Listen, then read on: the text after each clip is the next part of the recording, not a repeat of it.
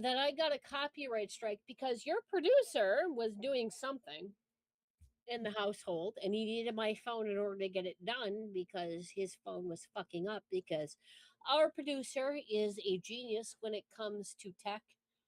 And he looks at me and he goes, "Honey, I need your phone."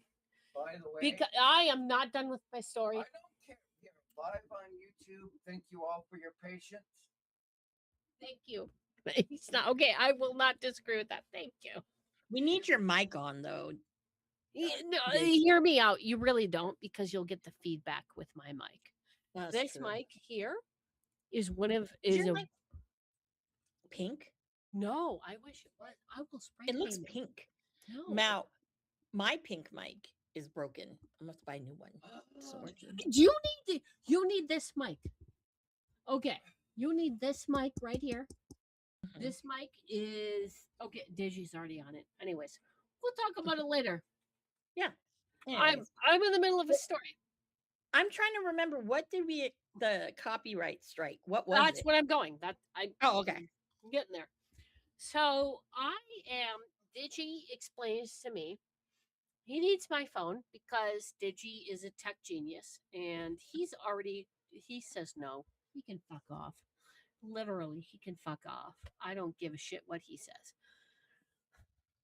Compared to everybody else out there, compared to like 99% of the world out there, he's a tech genius. Literally. I don't know anybody who can, like, I can literally give him a problem to solve and he will figure it out. And I don't care.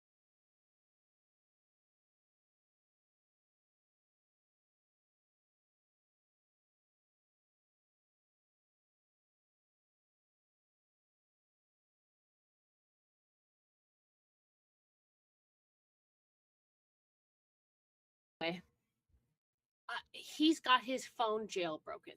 Because his phone is jailbroken, it means he's got a separate OS that he is using will not incorporate our 3D printer. Because our 3D printer is a corporate thing where it's got corporate code to it, and we have it that way because our daughter is absolutely amazing, loves 3D printing, she loves to STEM, we want her to STEM. So he's like, I'm having a problem with the 3D printer. I need to use your phone because mine is jailbroken and the app for this 3D printer is not working because I have a jailbroken phone because I'm a genius piece of shit. That's our producer. I'm like, okay, sure, take my phone. So I give him my phone. And before I know it, his email, I should say, is now on my phone. So I'm getting notifications for his email. And I'm like, hey, I'm getting notifications for your email because you signed into your email so that you could fix the 3D printer so that our daughter could STEM and be absolutely amazing because our daughter is amazing. And he's like, yeah, okay, that's legit. I was like, do you want me to get rid of it? He's like, I don't give a shit. I'm like, I don't give a shit either. So now I just get notifications. I get a notification that we were copyright struck. And I'm like, I was copyright struck? Like, because mind you, it's just a notification initially. And I'm like, I don't post shit to YouTube. Why am I getting copyright struck? And I look and it's him getting copyright struck for from WWE. I don't know what it is for. I don't know what it's about, but we got copyright struck thanks to WWE. So that is my little story about how we got copyright struck. But we were struck because we wanted to put who were we putting over? Ricky Starks. We put his first appearance and we got hit by WWE. They should know better. They should. They should know better. Okay, I'm gonna go on a little tirade here. Okay. Amanda, all right. Look at your messages in the director's booth. We'll look at it later. Yeah. Let me tell you, WWE. Okay. I am OG. Okay. And anyone can ask Ricky Stark Saints this question. Of like the real OG people, who's been going to this shit? That'd be me. Okay. I mean, I was very excited because we freed him. Okay. Just a few days earlier, we had freed him. Okay. I felt like oh, wait, this is going to really sound dumb, like my history, but You're I not. feel like I emancipated the slaves or whatever. I don't know. It's a horrible thing. I know. And I know. No, it's not horrible. That's what you feel like. That is okay. We are Yeah, okay but to he was feel a that way. slave. He was the slave. And like Prince is like one of his favorite artists. He probably would have wrote slave on his face just like Prince did. Y'all, Because he was at the mercy of a guy that wants to play live action wrestling figures. But you know, whatever. I digress. look, Well, action figures. Thank you. yeah. No, they're Just dolls. in time. But Welcome, hey. welcome. He said, Justin! my friends. Oh my Dude, gosh. Yes, I this is love something new. you. Fuck your brother. I still got him. No. You, Anyway, he's carrying that over. Man, you are a bitter man. You are a bitter fucking man. I am an honorary end time, and Justin is my favorite because the other one's kind of a bitch. Damn. You know what? Okay. Sponsored, not sponsored. The opinions of our producer, sponsored, not oh my sponsored. god, the opinions of our producer do not count. Please no. They do not count. They do not count. We love our producer, But yeah, no. If there's anybody to hate in this world, it would not be the other brother in time. Okay. There are a lot of people to hate.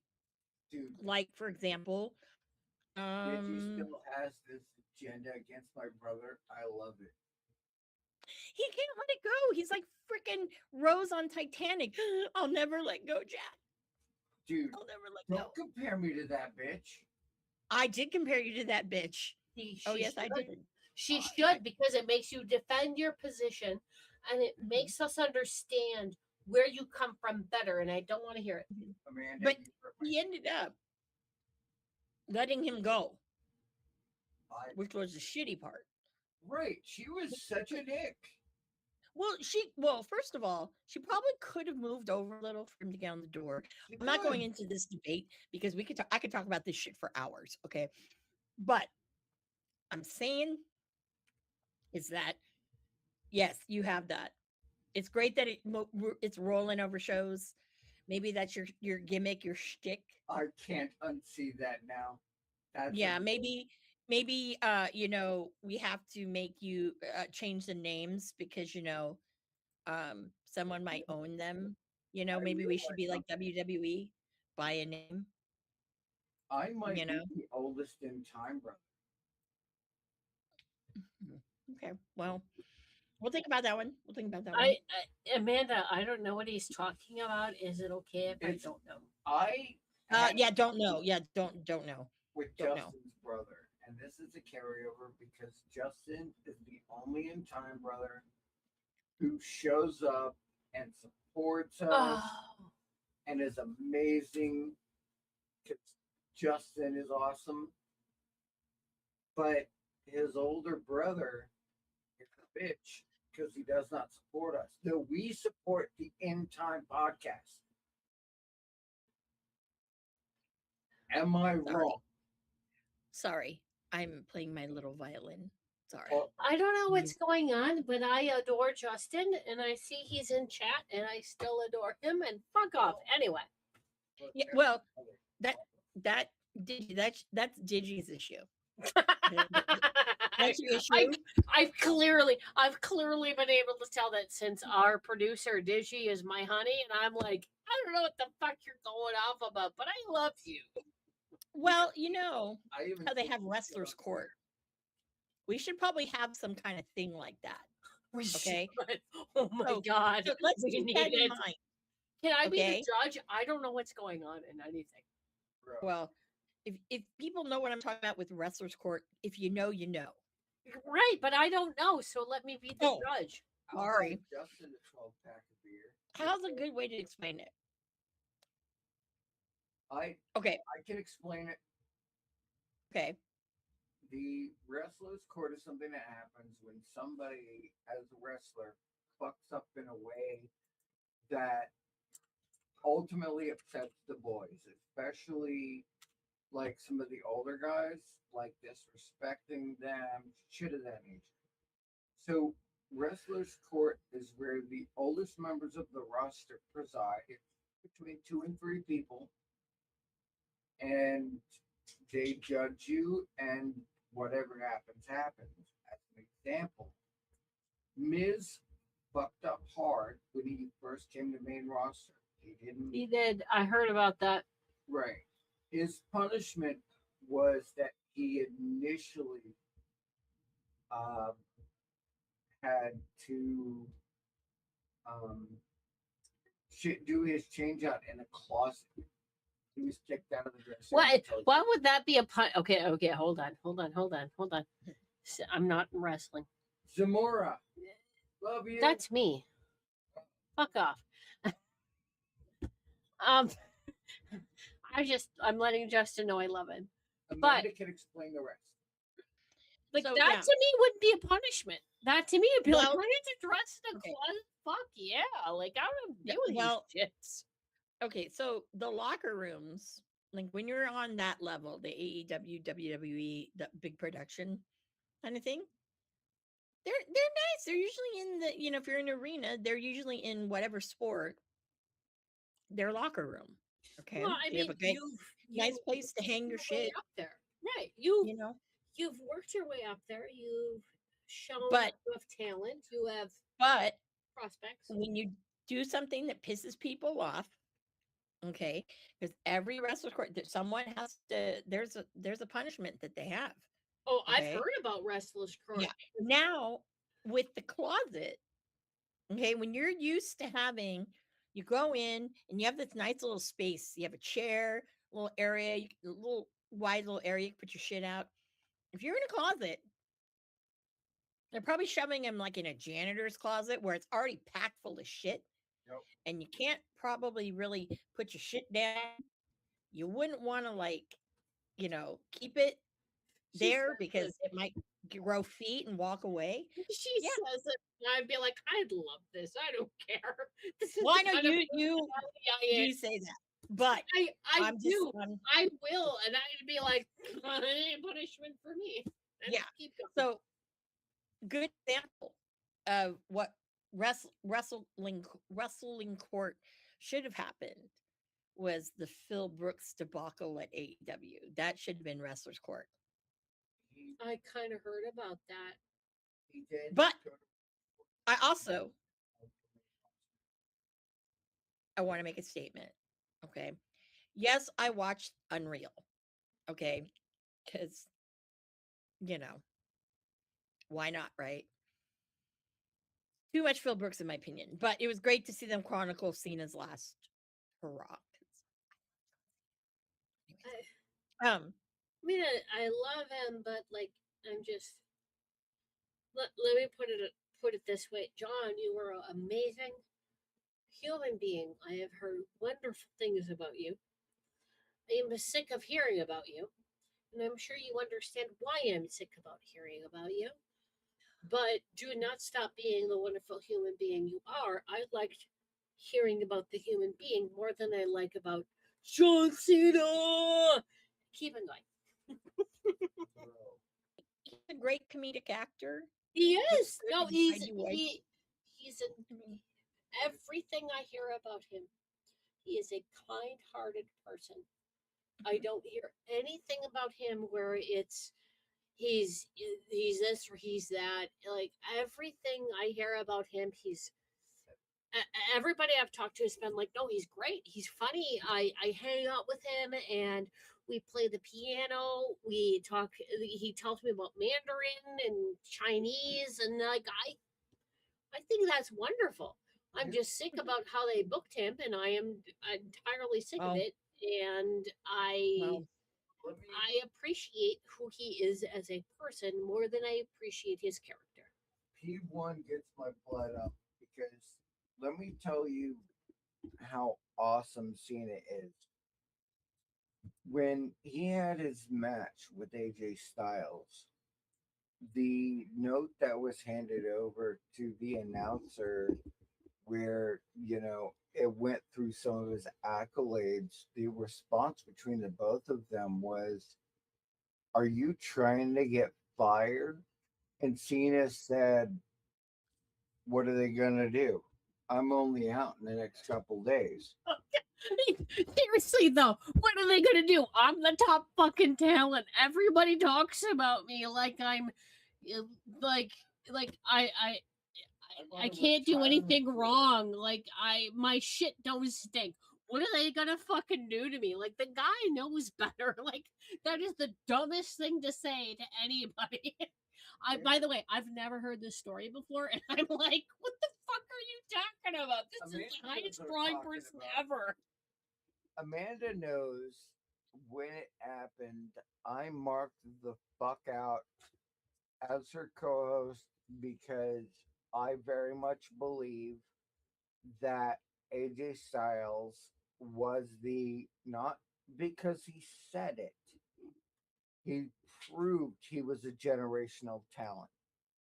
And there is something to be said about that because a lot of guys in the back like to breathe their own bullshit mhm. when the truth of the matter is, Yep. if you have to tell yourself you're a generational talent, you're a fucking liar because Mhm. everybody else should be saying it. Oh. It's like podcasters, Amanda, love her, hate her, she rolls straight up, no bullshit. She doesn't need a fucking to do. She just needs to be herself. And that's legit. And to say about that with AJ, with generational talent, one of sisters, my sister, I should say, my sister, it, she could contact AJ at any point and talk to AJ at any point. I love my sister so entirely much. Like she'll call me. I'll pick up the phone. I'll be like, what's going on? Like she told me today about what's going on with mom, and like we're not like biological sisters, but I don't have any sisters. Okay, let me just put it out there. Like, well, I do have one sister, but she is my other sister. Because I had more sisters, and I have other sisters, and she's my sister. Just put it that way. And she is so close. It's like not so close, but she's close to AJ. And the part of the reason why her and I connected was because we had to deal with all the bullshit with other wrestlers dealing with wrestlers in our lives. Like she deals with AJ, I deal with a different wrestler. I'm not gonna like in my life. I don't want to give names. That's bullshit to me. Fucking bullshit. But if you know who the wrestler is, and I say that's fucking bullshit, you'll know who I'm talking about. And every time she talks about AJ, she talks about how he is a genuine person and how kind he is and how sweet he is and just he's right. AJ is not one of those person who has to boast. Every single story I hear, even from the person in my life who is a wrestler, who like I said, I don't know anything about well, you may not know. I don't know anything about wrestling. Amanda screwed this time and time again.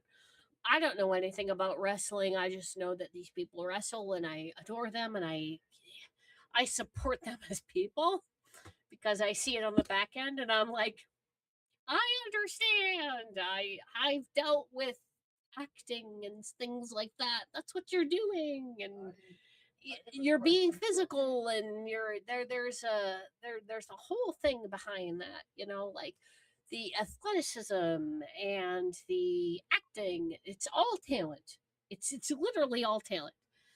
And to watch AJ rise, and to watch and to hear my sister talk about AJ in a sense where AJ had nothing to gain or nothing to lose to talk to my sister, and just be there for my sister as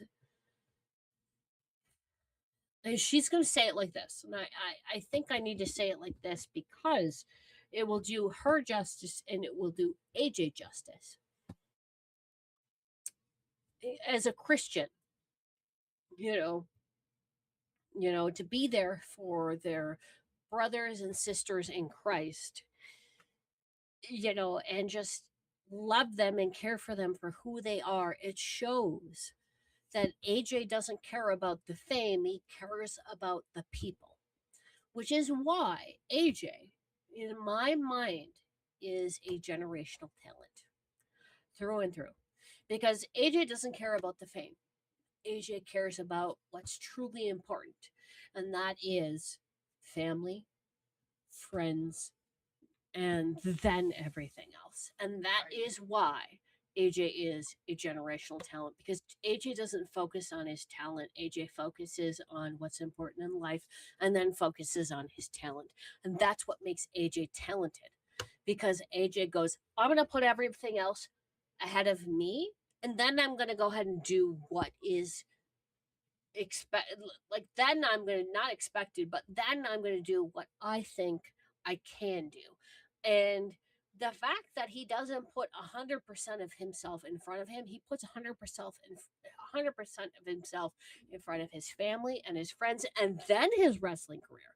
That tells you that's a generational talent, because he's not putting 100% into his talent.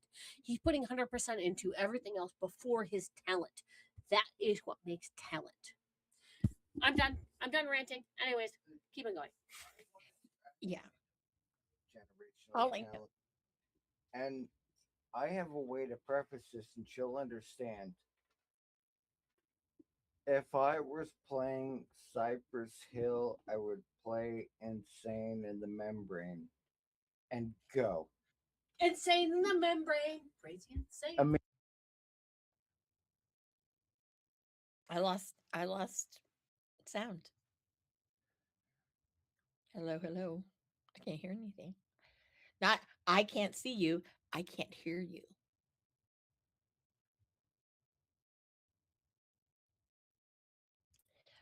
What happened? I didn't do it. Can you guys hear me? I don't know. I hear nothing.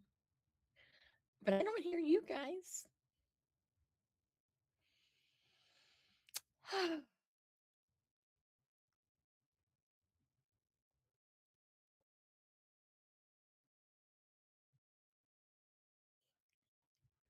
I can't blame this on its episode 1.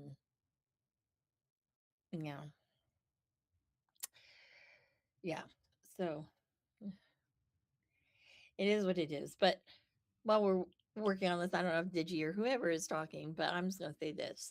So y'all saw the news about Eric Cannon was kind of running his mouth about AJ's son, not helping out at GCW. I guess he was invited. He wasn't even he wasn't even on the card. I think he was invited to go there, you know?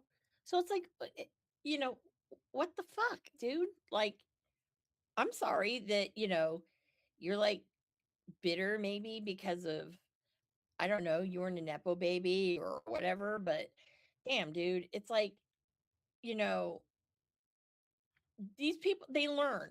Some will have a harder road than others, okay? Because sure as shit, I will tell you this.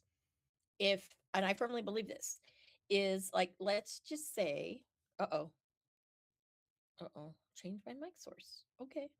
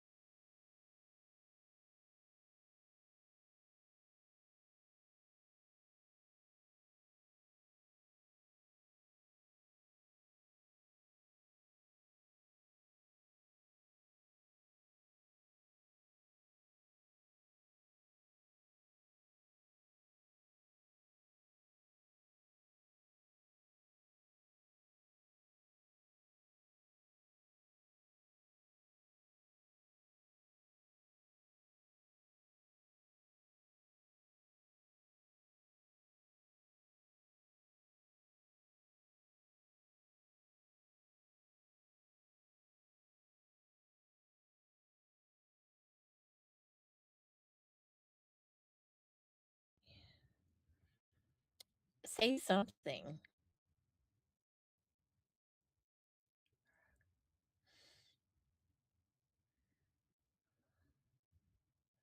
God damn. Hold on. Yeah. Mm-mm-mm.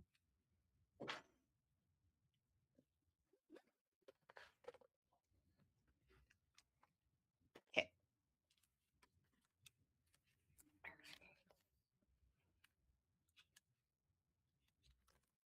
Okay. Let me see. Let's see here.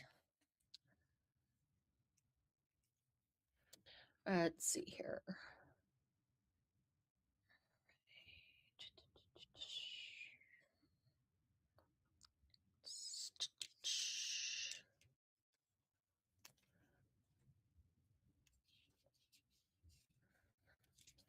Mm-mm.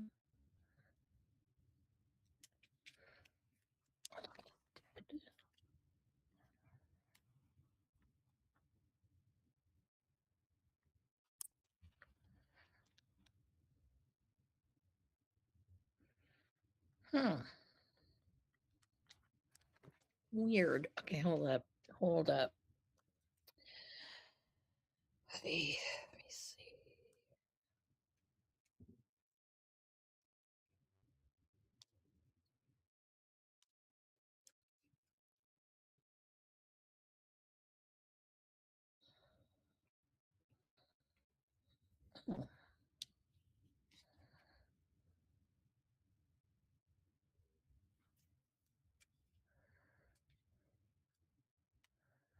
Hmm.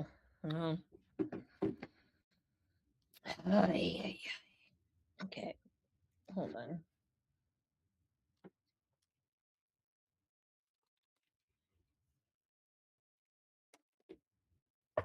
Okay, hold on. All right. Do this here. Hold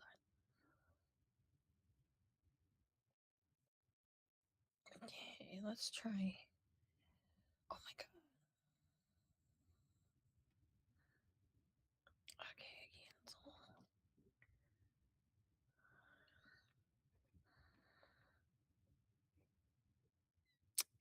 cancel. I'm just gonna log out and come back in. Uno momento, por favor.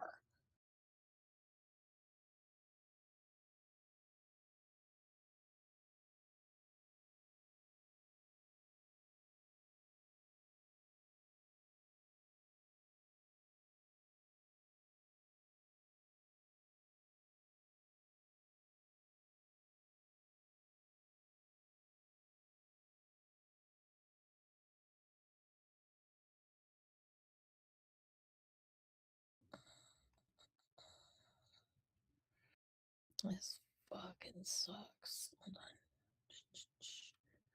You see something here?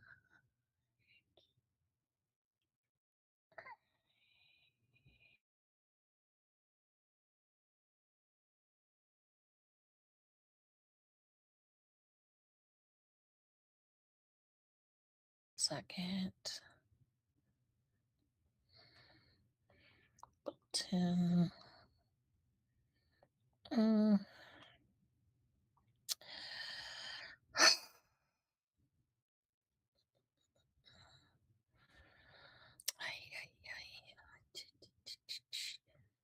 Pisses me off.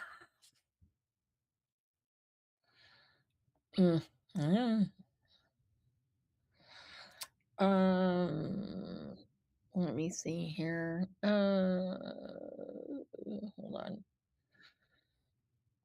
This is bad. Sorry, folks. Sorry, folks. No. I need subtitles.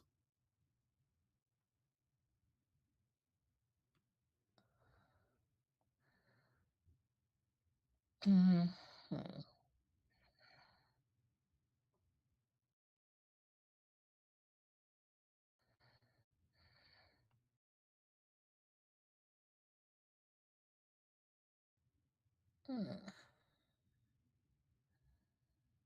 Mm.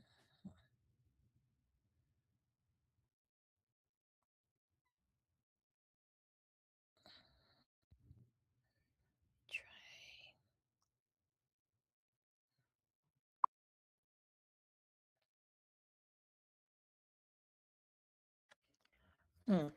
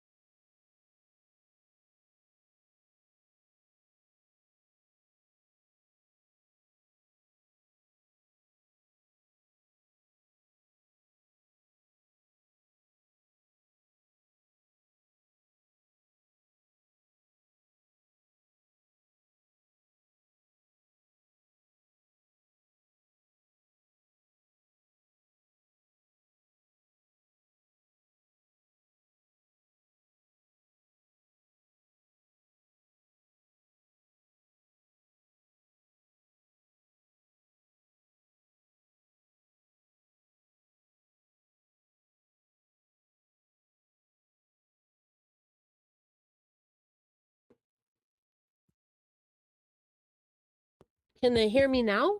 I can hear you. Yes, yes, they can hear you now. God. Do you know when they couldn't hear me? Yes, basically at the beginning of your Okay. again. Apologize to the viewers. I didn't know this happened. I'm sorry.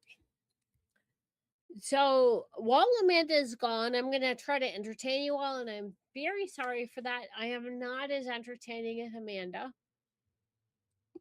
I would concede that point, and that's okay because it is what it is. I don't give a shit. I'm a different person than Amanda. I got different life experiences, and you can all fuck off if you think that it matters. So, anyway, I don't know anything about 3D printing. No, know a single goddamn thing. My daughter, however, absolutely loves 3D printing. She tells me about it all the time. She talks about it all the time because her father is into 3D printing. And if I understand anything about children, because I was once a child, when my parent expressed interest into my life, I made sure that I, like, as a child, not made sure, but I, when my father expressed interest into what I loved, I lit up. I loved it. And I want my daughter to feel the same way about anything that I express interest into what she loves. She loves 3D printing because her father loves 3D printing and she's learned how to print everything from her father. So, my daughter, some of you may not know, is autistic. She does not speak, but I want to teach my daughter how to try to be a leader regardless. You know, it's kind of hard to teach a girl who doesn't know how to speak how to be a leader, how to lead people But at the same time, as somebody who's consistently had to deal with people and had to deal with being in a leadership role, not because I wanted to, not because I'm bragging about it, just because of how it is in life, I wanted her to experience the same thing. And I said to her, I'm in the middle of a story. You Can you will. hear us? Can you hear me? I can hear her. I don't know if she can hear me. Okay.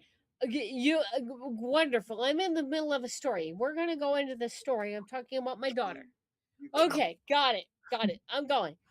So, anyways, as I was explaining, my daughter explained to me how much she loves 3D printing, and that's because of her father.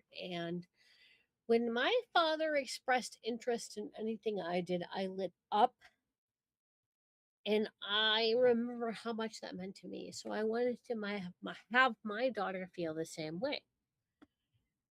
So I said, okay, I want you, since you're autistic, you don't understand how to talk to people. And I do, unfortunately, as much as I hate it.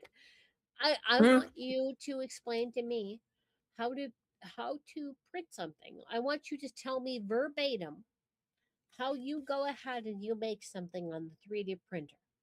And I want you to show me every single thing your father taught you that you can teach me. Because everything you teach me is how I'm going to learn how to 3D print. I don't care what anybody else says. I'm learning 3D printing through you and you only. I'm not learning through your dad. I'm learning through you because that is how you teach future generations how to be a leader. You don't teach future generations how to be a leader by saying, show me how to do it. Okay, that's great. You say, how do you do this? Show me how you do it. Because that's how I learned. Because that's how my father taught me. And my father was a leader, and I want to teach my daughter how to be a leader despite her autism. I say autism because I don't really think it's autism, but that's besides the point. I'll get into that a different day. So, my daughter taught me how to use a 3D printer. Mind you, our producer, her father, taught me how to use the 3D printer. Do I remember from him? No, I I wouldn't don't. either. No, I wouldn't either. not that he's a terrible producer or a terrible teacher. Okay, just want to point that out. I think Amanda's it's not wrong. no, it's too technical sometimes. She's not But wrong. I'm like, huh? She's What? not wrong. Yeah. So I had daughter teach me every single step of the way how to do everything perfectly so that I would be able to print something and do something properly without her assistance. Now, we did this at the time of Father's Day, and I looked for a pattern to print that her father would absolutely adore and love. And that was let's see here, the Cyberpunk 2027. This was a pattern I picked out, and I had her teach me how to print. This was a Father's Day gift. Oh wow. The Cyberpunk 2027 Tsunami. Okay.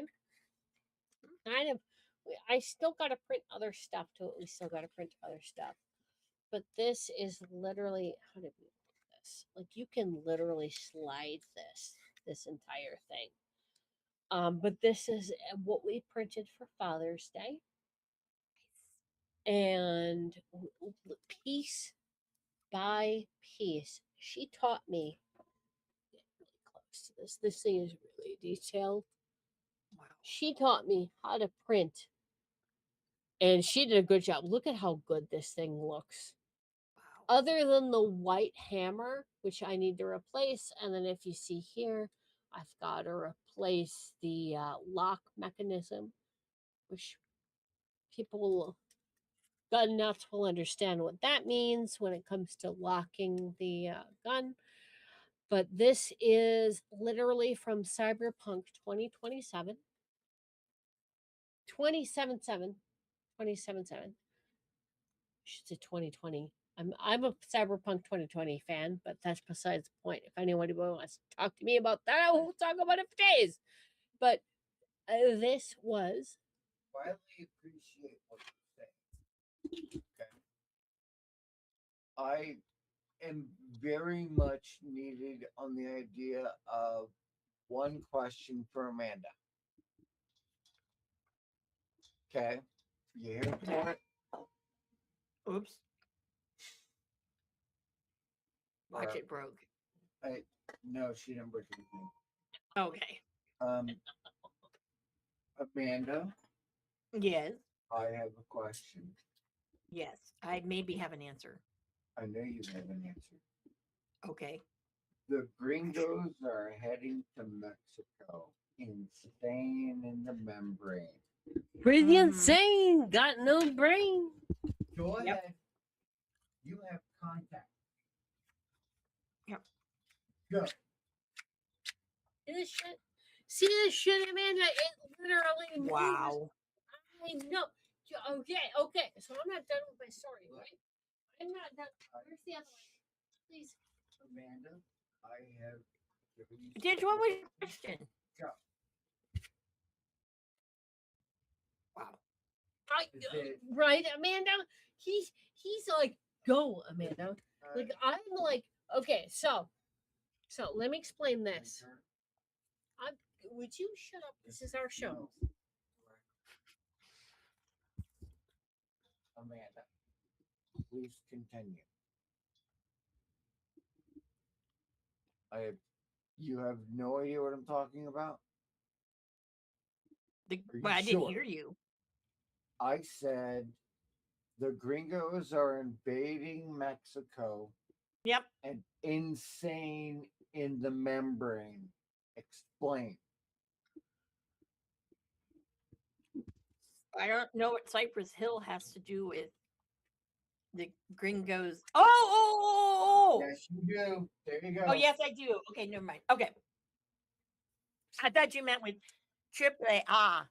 Because No. that's a different gringos there. I got you. There's a beautiful tour happening in September. Mhm.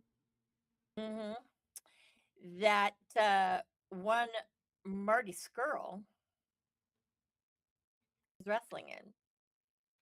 If I knew, like, I don't even know what fucking I don't know. Maybe I need to grok it or Google it or whatever the fuck to figure out where these fucking places are.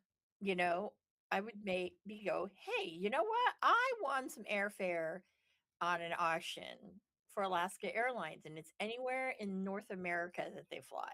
So if I wanted to go to Mexico, I could go to Mexico. Okay. Yeah. I don't trust myself going alone. That's the only thing though, because foreign looking woman Yeah, alone. you don't need. Yeah. Okay. You let me know. no. You let me know. Can I finish my story quick because I'm showing this off and I want to finish my. Oh yeah, story. and then we'll get back to the gringo thing. Yes, but I know what you're We talking will about. get back to the gringo thing. I have a point. My point is that we printed that for Father's Day, right? This we like. Amanda, your video's gone. Jeez. I'm still here. Okay, please look at you there. No, I'm I here. don't care. I don't care. So you I'm here. printed that for Father's Day. We went ahead and inspired Dad enough to print his own Cyberpunk 2077 gun, which is Johnny Silverhand's gun. Look at how beautiful this thing is. Look at that. The slide goes back. The trigger. This feels so weird, by the way, for anybody who.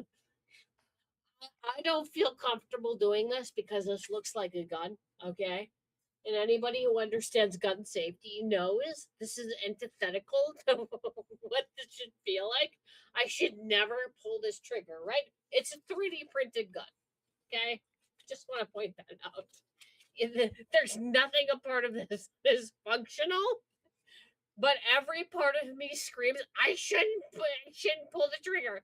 But I'm gonna pull it to show you guys. Look at this. It fucking this thing, it moves. This trigger, like this slide moves.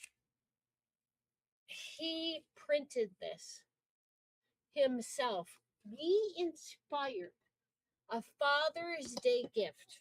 I'm gonna part now when I don't like that. No, honey, this is not for you to talk about right now.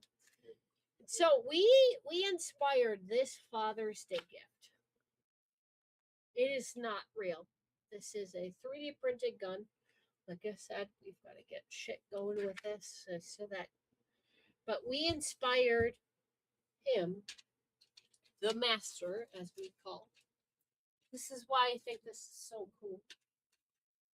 To go ahead and print something so fucking awesome that it works entirely. And look at this beauty.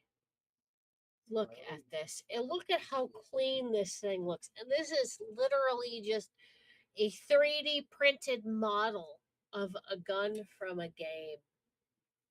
Isn't it pretty? Like I'm over the moon about this alone. And that's not even like the half of it. I don't even know where the bullet went for the other magazine. So you can literally put a magazine in this thing. Just take the magazine out, and here's the craziest part of this. There's a button here, and I can press it, close the magazine right the fuck up, and then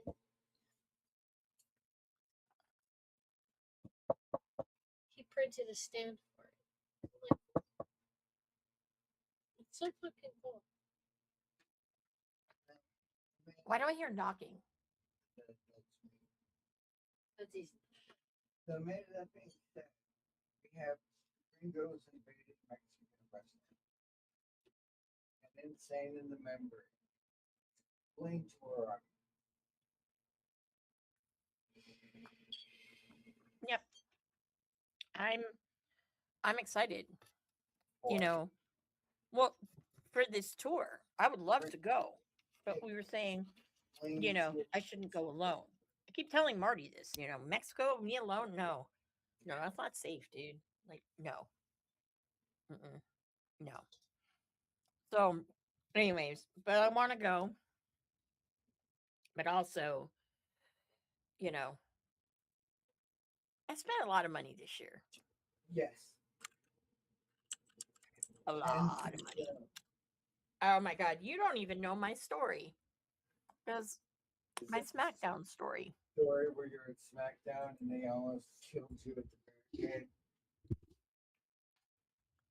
Well, yeah, that was part of it. But okay, so for those who don't follow me at Ms. Amanda Jane on Instagram, which when I take some of these trips, you might want to fucking follow, because I keep it real. I keep it real. I do. I keep it real. But so back, I don't remember when these tickets went on sale, but obviously Ricky was pushed up to the main roster and he was on SmackDown. Okay, I'm like, oh, great, they're coming to Oakland, because usually the Oakland crowds for shows are really, really good. Not this time, but that's not the point. So I paid a little over $1,000 to sit where I was sitting. Shit, most of it was fees. So if you took out the fees, I wouldn't mind that, because it was like $700. So I'm paying almost like $300 and some odd in fees. Okay, fuck you, Ticketmaster. But where were you sitting? Yeah. Oh. Yeah. So. Well, that's important. It might go back to that SmackDown. Where were you sitting? Okay, so Willis, Christopher Willis. So Willis tells me, man, what if Ricky's not on there? Like he gets injured. What if he's not on there? You know? And I'm like, don't say that. Don't do that. Don't put that chi into the universe. Do not do that. Do not do that. And then he's like, She- what if he does main event? I go, oh no, don't put that juju.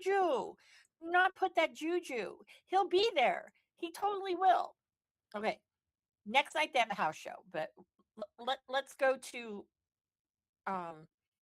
SmackDown. So they filmed, before the show there was a match. I was like, oh, look, a dark match. Well, no, it was for main event. Music I hear was the beginning of Carmelo Hayes' music. And I looked up to the sky and I said, please God, if I hear this is the revolution, I will fucking be so goddamn fucking pissed. All of a sudden, this is the revolution. I'm like, oh no! I screamed really, really loud. I have to go back and watch it to see if I can hear myself. But I was like, no. People around me were like, who the fuck is this? Like, Fun fact, yeah. did I? And you can hear it? God damn. I marked it out. He did. I'm really loud in that match, apparently. Because you know what? He comes out to crickets, okay? It's like, you know how there's that Looney Tunes thing where there's the frog and the frog sings and everyone's entertained. And then when he's just like, nobody cares, and it's dead silent. That's like Ricky's entrance. Nobody fucking does anything. Okay, you've got kids flipping him off, like he'll go and like, psych. Kids are flipping him off. I'm like, where are your manners, children? Like, if I were their age, my mom probably would have fucking hit me with a fucking rice paddle in public Sure. on my knuckles. It's so fucking true. Mm-hmm. Yeah. Like, we didn't fucking, when we were kids, we did not fucking, when we go shopping, you do not climb in the fucking round things. You don't climb in the fixtures. You don't do any of that bullshit. Nope. But fucking people's kids, oh my God, horrible. So anyways, Oh, believe I me, was I know. really, really loud. I was the only one cheering for Ricky. It seemed like that match was very quiet. You- In my own way, was like, I will tell you for a fact you are not the only one. no. No, Okay. you are not the only one. The problem is all these teams, to a degree, sound generic. And, his sounds very close to Carmelo Hayes. Carmelo Hayes, Well, like, it's 4 ways, and that's bullshit. He needs, I think Ricky, this is a bootleg version of the one he had in AEW. And I think it's stupid. It's horrible. He needs to change it. yes. He needs to change it. Now, if you were to ask somebody like the normal WWE fan, because remember, these people don't watch AEW. The normal WWE fan, they don't. There's nothing else but WWE. Okay. Or if they casually watched AEW, you would know kind of sort of who Ricky Saints, not Saints, Ricky, I'm getting used to it. Ricky Starks was, because of those Danielson matches, because those were fucking probably the best matches of his fucking career. To be fair, You know, and Danielson is a good wrestler. And I understand why they would say that.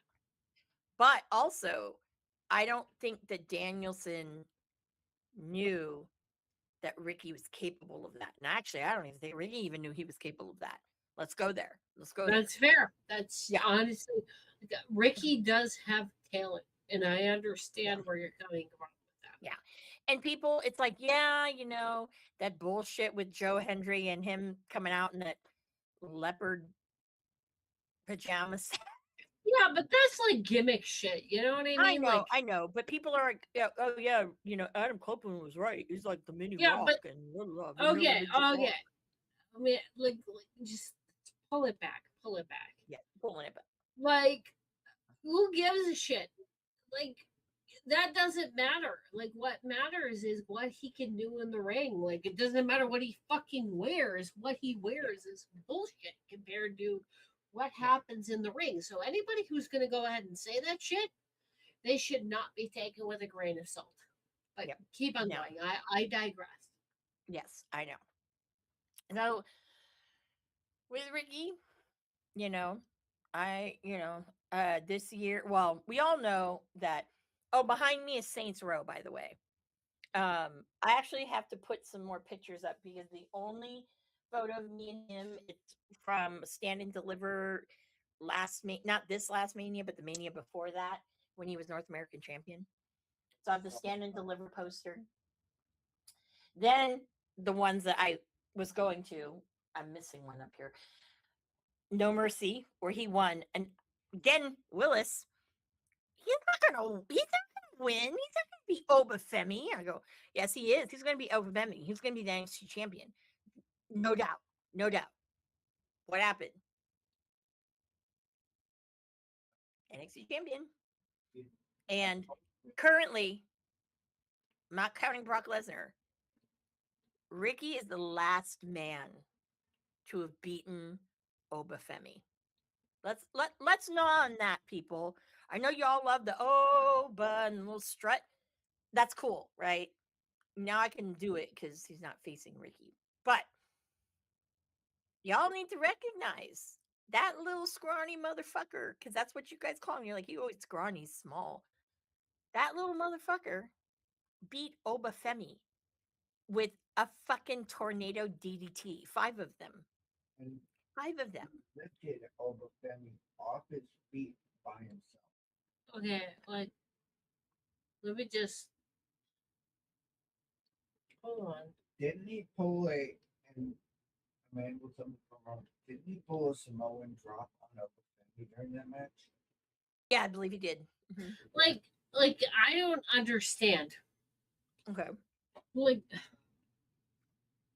putting up the glasses. This is how you know I'm serious. Okay. Just because someone is small doesn't mean that they're not strong. And this whole bullshit of they're small, so they can't do X, Y, and Z is absolute fucking utter bullshit. It does not matter the size of somebody, it matters the strength of somebody. Because regardless of your weight class, you can still, with weights, lift enough, and work your body enough that you can actually perform against other people who are of a higher weight class. Like, is it harder? Most definitely. I will not disagree that. It is most definitely harder to do. Is it easy? No. But can you do it? Yes. Yeah. And the fact that people think that, oh, well, he can't do that because he's too small. Well, fuck that bullshit. It just means that you're underestimating the man or the person who is literally putting their heart and soul into their body to make sure that they can perform. And they're going to perform. If they're worth their weight in gold, they will perform to despite your expectations. So to say, oh, Ricky Starks is a small dude, he's not going to be able to do that. That is a mentality of a loser who doesn't think that they can go ahead and compete against somebody who is above their weight class, because they can't perform against somebody who is above their weight class because they are themselves not somebody who would be willing to do that, not somebody who can do that, because they immediately look at themselves as, well, that person is bigger than me, that person is stronger than me, so I can't beat them, so obviously this other person can't beat them. It's complete projection at that point. And this man, like Starks, is proving otherwise. And I just, like, why would you limit your perception of somebody through your own perception, or whatever perception it is that you've instilled upon this smaller man because of what you think that this person could be, not what this person can be.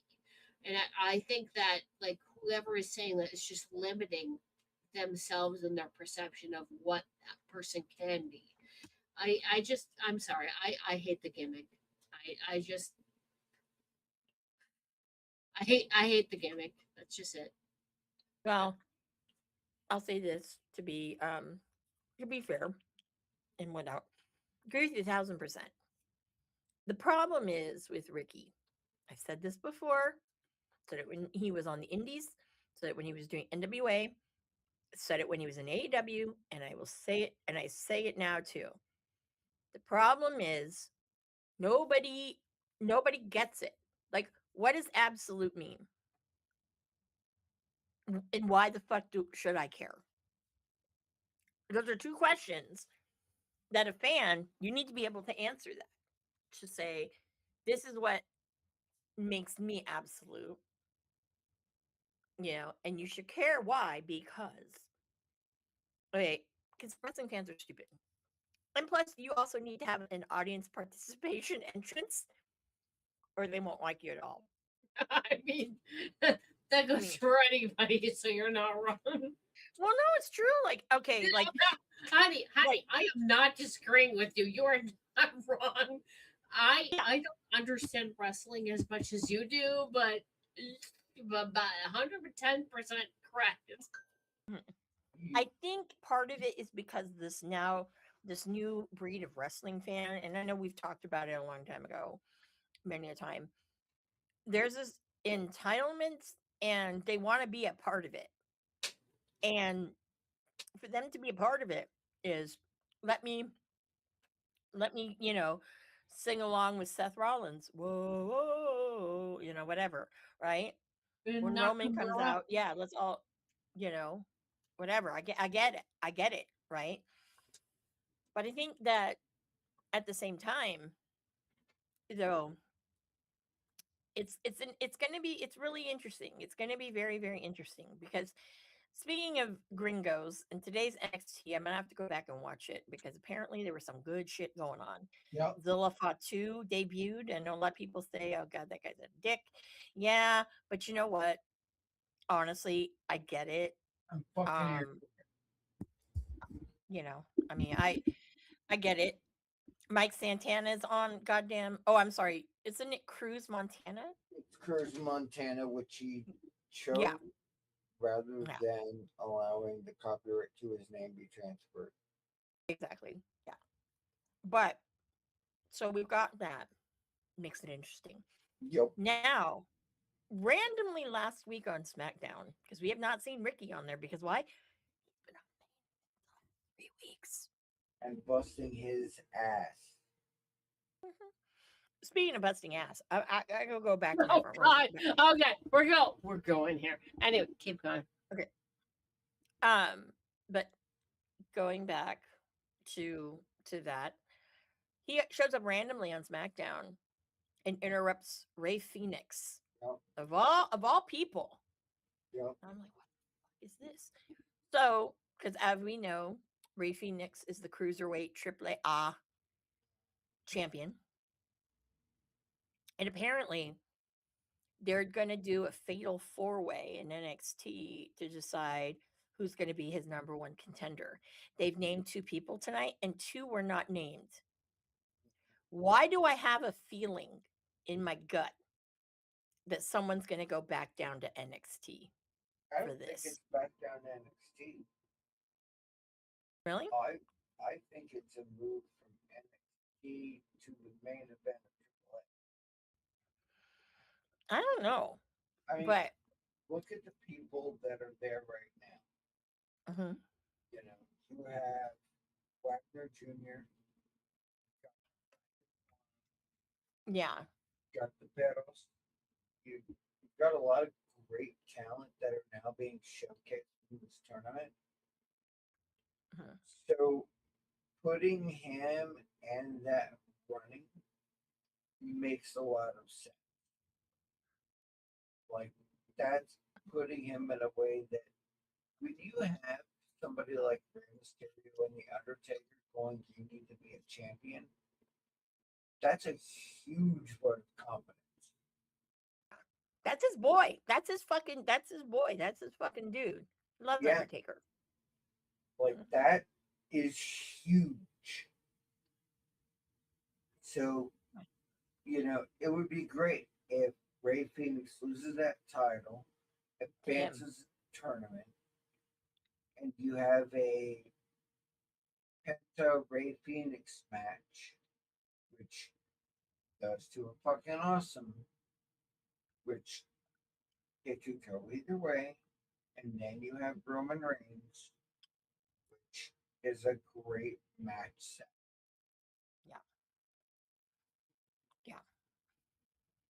So yeah, so we'll see what happens. But I will say this. Okay, going back to that front row. Right.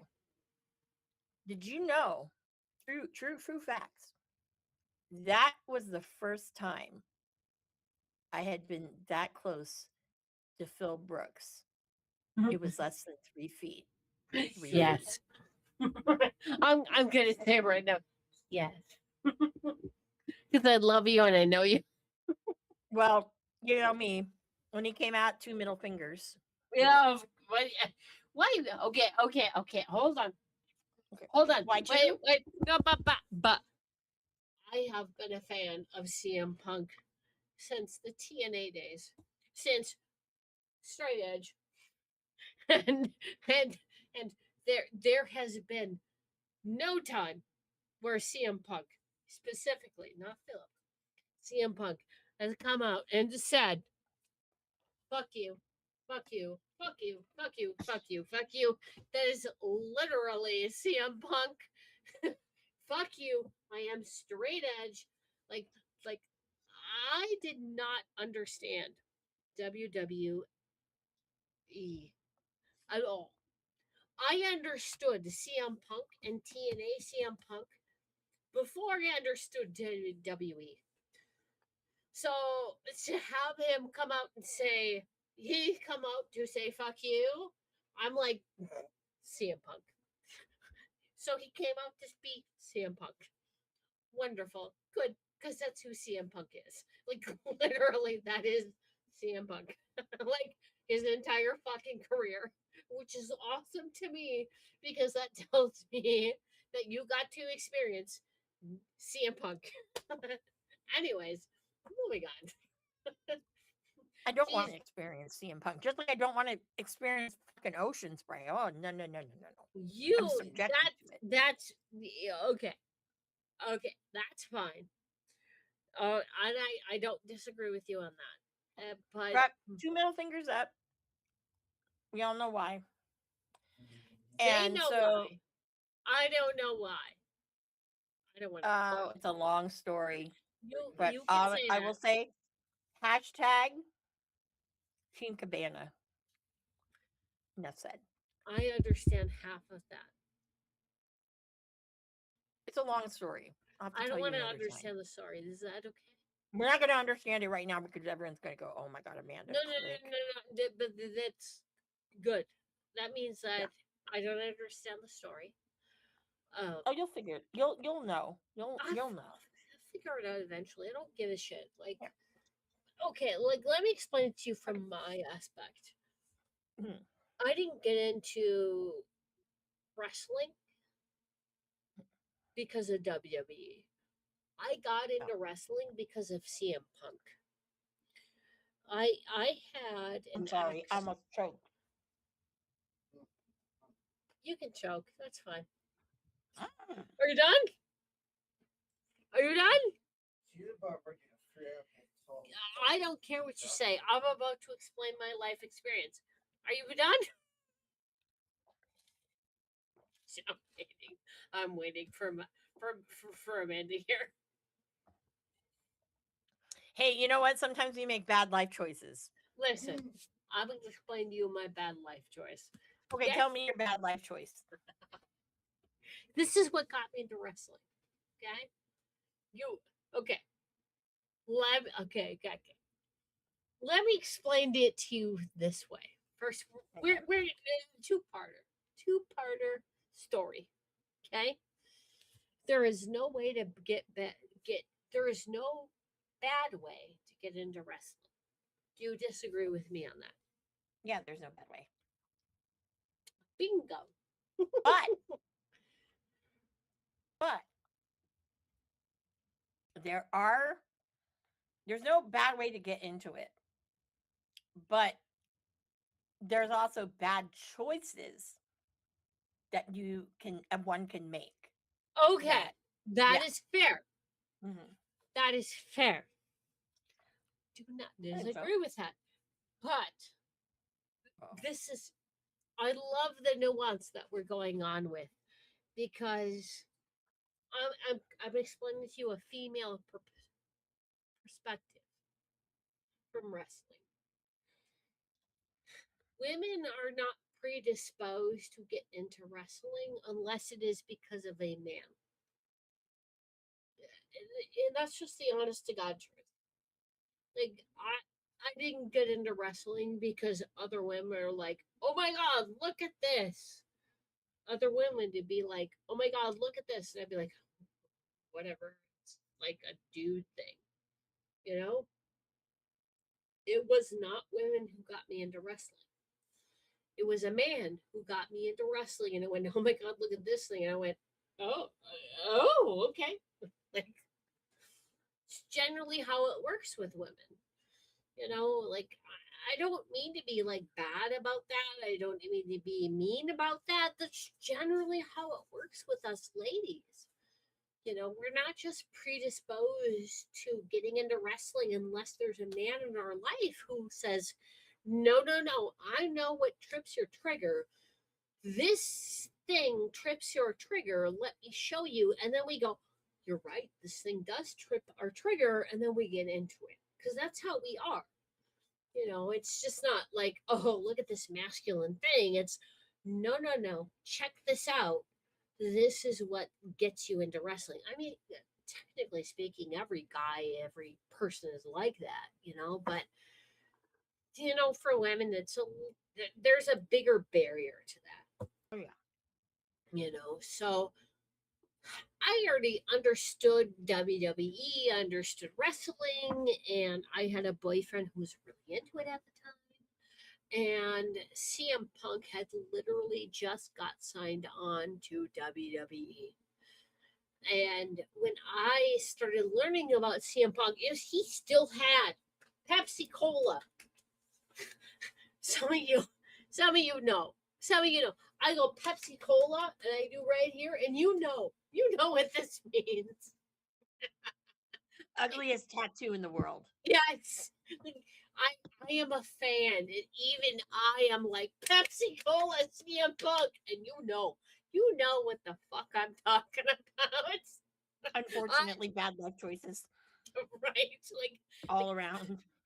Philip, I love you, but Pepsi Cola, what were you thinking? Like, I get it. Like, I know what the story, what the gimmick was at the time. Still, the fuck.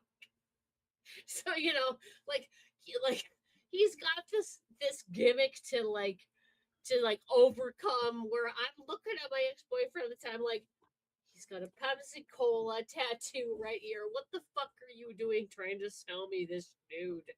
This dude is telling me that he is a corporate shill by having a Pepsi tattoo right here. What the fuck? You know, like, I don't know anything about wrestling. And my ex at the time goes, just listen to him on the mic. Like, don't pay attention to the wrestling for now. Just listen to him on the mic. And I go, fine. Okay. My love for Colt Cabana comes from my ex telling me to listen to CM Punk. Because Colt Cabana did this mic so much better than CM Punk did earlier in his career. Because Colt Cabana literally carried CM Punk's career until Phil could go ahead and carry his own. Because he, what do you Hashtag Team Cabana. mean? Hashtag facts. Yes. Like, I'm not discrediting. No. And CM actually, Punk. the quote used to be that of the two of them, who was the better wrestler? And everyone was like, oh, Cabana. Not wrong, not wrong. You watch those early. Okay, so like my and you're not wrong with this because my ex literally got this whole discography of CM Punk for TNA. And he was like, this dude is going into WWE. I want you to understand who this dude is for good or worse. And I'm like, I don't understand wrestling. I don't give a shit. Whatever, you know? And I'm like, whatever. And I watched those very first matches, and you watch Colt carry those matches. You know, like there's a line. I don't even remember her name. She's a wonderful wrestler. I adore her, but I don't remember her name, and I apologize for that. But she would be like, "What do you mean? I'm a lesbian?" And Colt Cabana looks at her. They're a tag team. It's her, Colt Cabana, and CM Punk. CM Punk's trying to literally get with her. And this is the whole gimmick. And she, what do you mean I'm a lesbian? And CM Punk's like, well, fuck. And Colt Cabana's like, hell yeah. And I'm just fell in my chair. Yep. I let that happen. And Colt Cabana's like, oh yeah, she's a lesbian. And you watch CM Punk's being like, wait, what? just like I just like this is the plot we're going with. And it's like Colt carried him through his charisma. Colt carried him through those matches. And, Okay, it wasn't like it wasn't like it wasn't overarching and overbearing thing. It was you watch this subtle transformation as he learned how to wrestle and how to carry himself in matches. And it was a subtle thing. And I look back and I look at those matches and I wish I had that TNA discography. That TNA discography was amazing, honestly. Was literally CM Punk's entire career with TNA. And I'm like, I wish I had that. My ex does, but I don't. I wish I had that because I could look back now with the wisdom I have with Punk because I watched it when in 2013 when Punk signed on with WWE before Punk actually became what everybody knows Punk as. My entire like perception of CM Punk is his TNA career because that's all I knew. So when CM Punk went to WWE, I went, oh, like my entire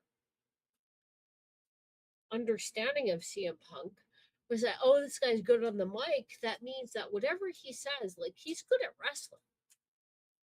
He's really good at wrestling, but he's better on the mic. And I watched as he was so good on the mic, and he still is good on the mic. And that is his strength. That is his strong suit. Some would call him A, some would call him B. That is his strong suit. And yeah, like I mean now he's good at wrestling. Like not that he wasn't before. But he knows how to wrestle now. So kind of just looking back at his TNA career, looking at him now, knowing what I know about him now as a human being from the people that I've discussed and the people who actually know him as a person, I'm pleasantly surprised at who he's become. And some people are like, "Oh, whatever, he's CM Punk, he's a piece of shit, blah, blah, blah, blah." I'm like, okay, whatever. Like, right. Like Amanda, like, right. I'm like, okay, whatever. Like, piece of shit, whatever. Like, I get it. Well, you tapped into something as part of the hatred, and this goes back not only to Colt from the beginning, from the get-go, carry Punk. He was also behind the scenes. He was the one that cleaned up all of fucking Phil's messes with women and whatnot. He was always the one who like kept the peace, kept him out of trouble, all of that. And then, of course, the whole podcast thing, Yeah, and them getting sued. forever. Yeah, He tells go. fucking Colt, okay? Colt's the kind of person, he's the person of his word for the most part. Yes, But yes. I will say that. When Phil said to him that lawsuit, because he was like worried, okay, because that was Colt's career, okay, that podcast and his indie shit, that's a huge deal. Right. So for him to put his career at risk was a hard one, but Phil was like, you know what, I have your back, I got this, I'm taking care of it, I'm paying for everything. Turns out he didn't do that.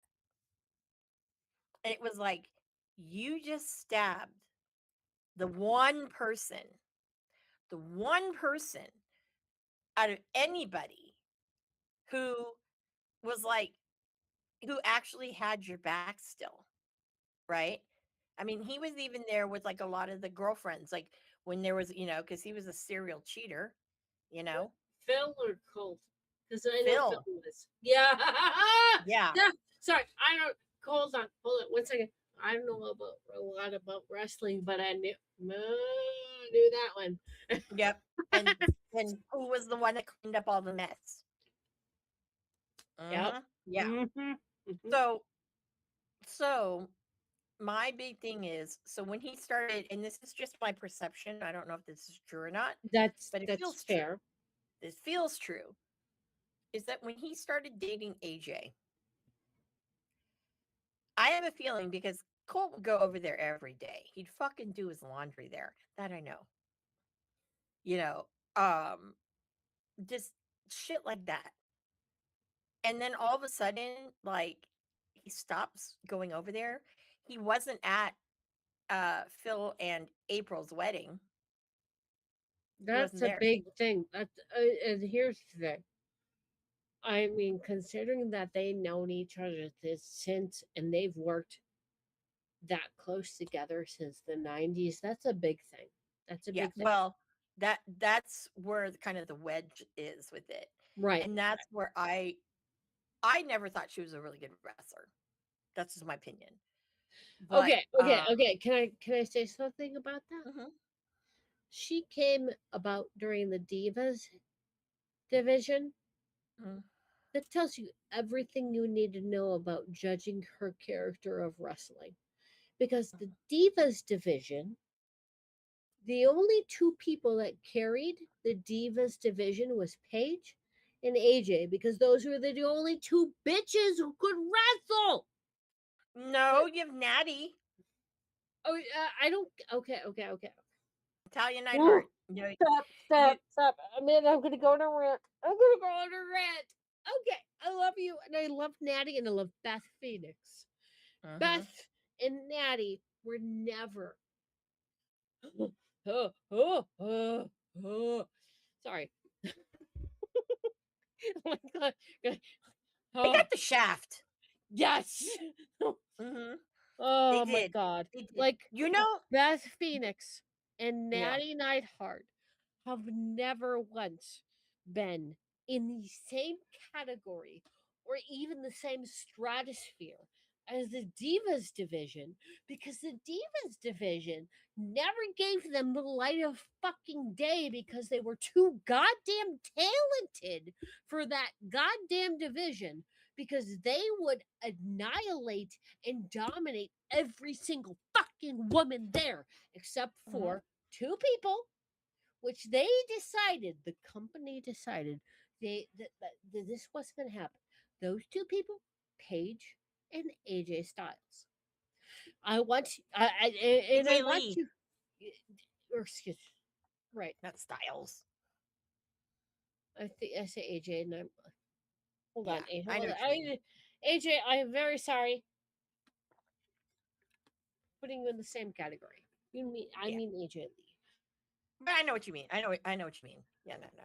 It's just insulting to put Beth Phoenix and Natty in the same category as as AJ Lee and Paige, because not that those two women didn't deserve the, those two to wrestle them, but the only draw that the Divas division had prior to Paige and Natty were or no, it wasn't Paige and Natty. It was Paige and AJ, was Natty and Beth. That was it. That was literally like, you would look at it, you'd be like, "Yay, Natty and Beth are wrestling men," Mhm. because your talent doesn't have anything more than just these two women who can actually wrestle the wrestling men, because your women's division can't actually wrestle, because all the women's division does is pull each other's hair. And I am so fucking sick of your women's division pulling each other's hair. And when they got in Nia Jax, I was like, oh, finally, you've got somebody that doesn't pull hair. I mean, yeah, she's a brick wall. Like, I mean, I don't mind that she's a brick wall. I mean, Natty, beautiful person, beautiful heart. Okay, now that I know more about Natty, I'm like, I would be your friend. Like, but at the same time, though, it's just like, you needed something more than just, I'm the indomitable wall that you can't wrestle because I'm fat. Like, what Yeah, does that say? What does that say about a woman? Like, I'm fat and you can't wrestle me.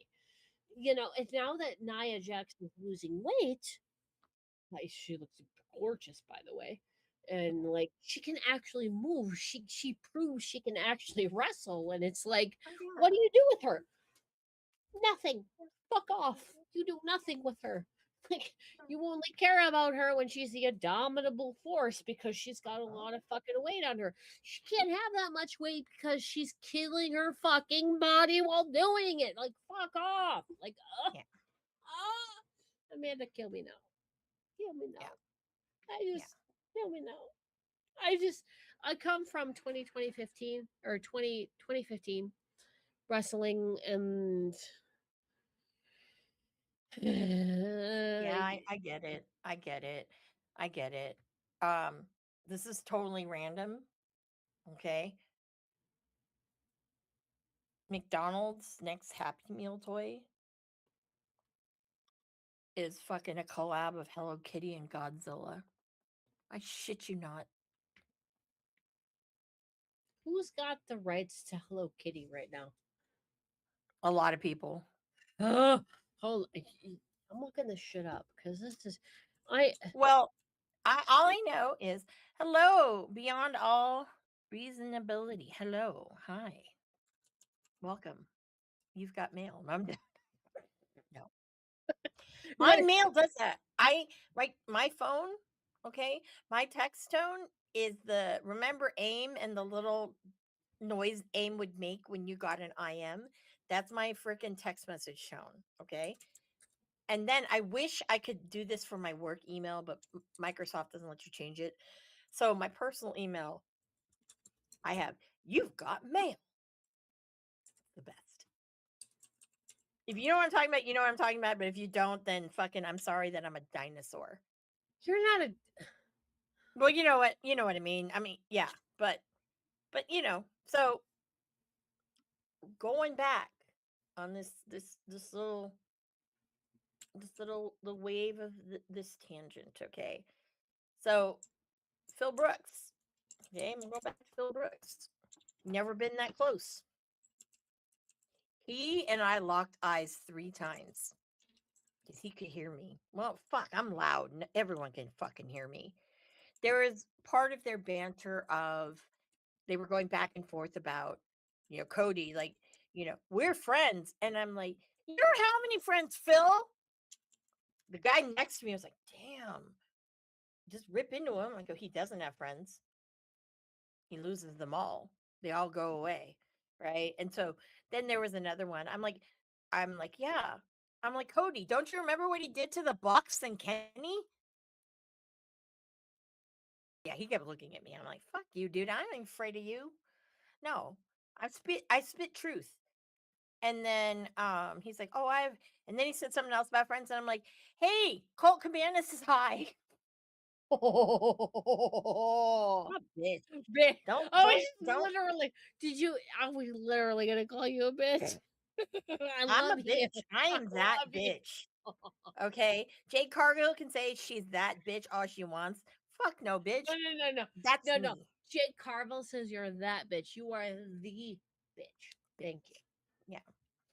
Yes, and I did say that. I did. So, most people who know, actually most wrestlers from my experience, if they were ever around the indie scene from like about 2013 to, I'll just say, till pandemic, they you knew, if you knew who I was always associated with Colt Cabana. Okay. You were actually. We've talked about this because Yeah. it's kind of Because some people get jealous. right. Well, Hi, that's Mary how Kate. you and I like. How are you? I'm gonna go there. I'm gonna throw names out there because I am that bitch. Right. I am like, the bitch. like Yeah. like part of the like reason why we connected was because I was such a huge Cole Cabana fan because I CM Punk, TNA, Cole Cabana, TNA. Like Nicole I was on TNA. girl, like you Ring of Honor. you don't need to explain it to me. Like literally, like you don't need to explain to me. Like I remember you know what I'm talking about. Like run up to them and then stop. Oh yeah. Like that's TNA days. Like No, that was Ring of Honor. was it? Yes, Ring of Honor. That's what I meant. Ring of Honor. Like Yeah, you can still get those. If you want those Phil Brooks ones, you can still get them. They sell them. No, And I'm not, also, since Tony I'm not Khan, talking about Phil Brooks. I'm talking about Cole Cabana. oh, I know. But I'm also saying that, like, all of those ones, the ROH times, you can either A, get them on DVD, or B, Tony Khan owned them all. So they're all on Honor Yeah, Club. like he Because would let me tell literally like you, run up, like make like he was gonna body check the like his opponent, and then immediately be like, oh, like that was Ring of Honor, like that, like Ring of Honor. he And had this some is great matches. wonderful Oh, matches. Like Ring of fucking him Honor and was how Homicide. I Holy fuck. That's crazy. That was Ring, crazy. Ring of Yeah. Honor was how I got into wrestling. I love Ring of And that Honor. it I miss wasn't old school Ring of Honor. that was it. It wasn't TNA Ring of Honor, and I sometimes to this day get confused because Right? Yeah. like I get it. I don't No, watch I know. wrestling. I don't watch wrestling as much. I Oh, watch yeah. Ring of Honor, and Yeah. Because Ring that of was Honor was great in those years. Chicago, wasn't it? Ring of Honor was Chicago. Was that a Finley or Fuck it, I'm looking it up. I don't know. It's not one of those things back there, but regardless of the point with it. So, bottom line, don't like Phil. He knows it. I don't know if now he's got to get used to the sound of my voice because I know fucking Ocean Spray knows my voice, Oh, shit. and he I love probably you. he shakes in his boots like, "Oh fuck, that bitch is here." Yep. I'll make your life a living hell because you know you assault women. Ring of Honor was initially out of Philly. That makes sense. That's what I thought. Yeah.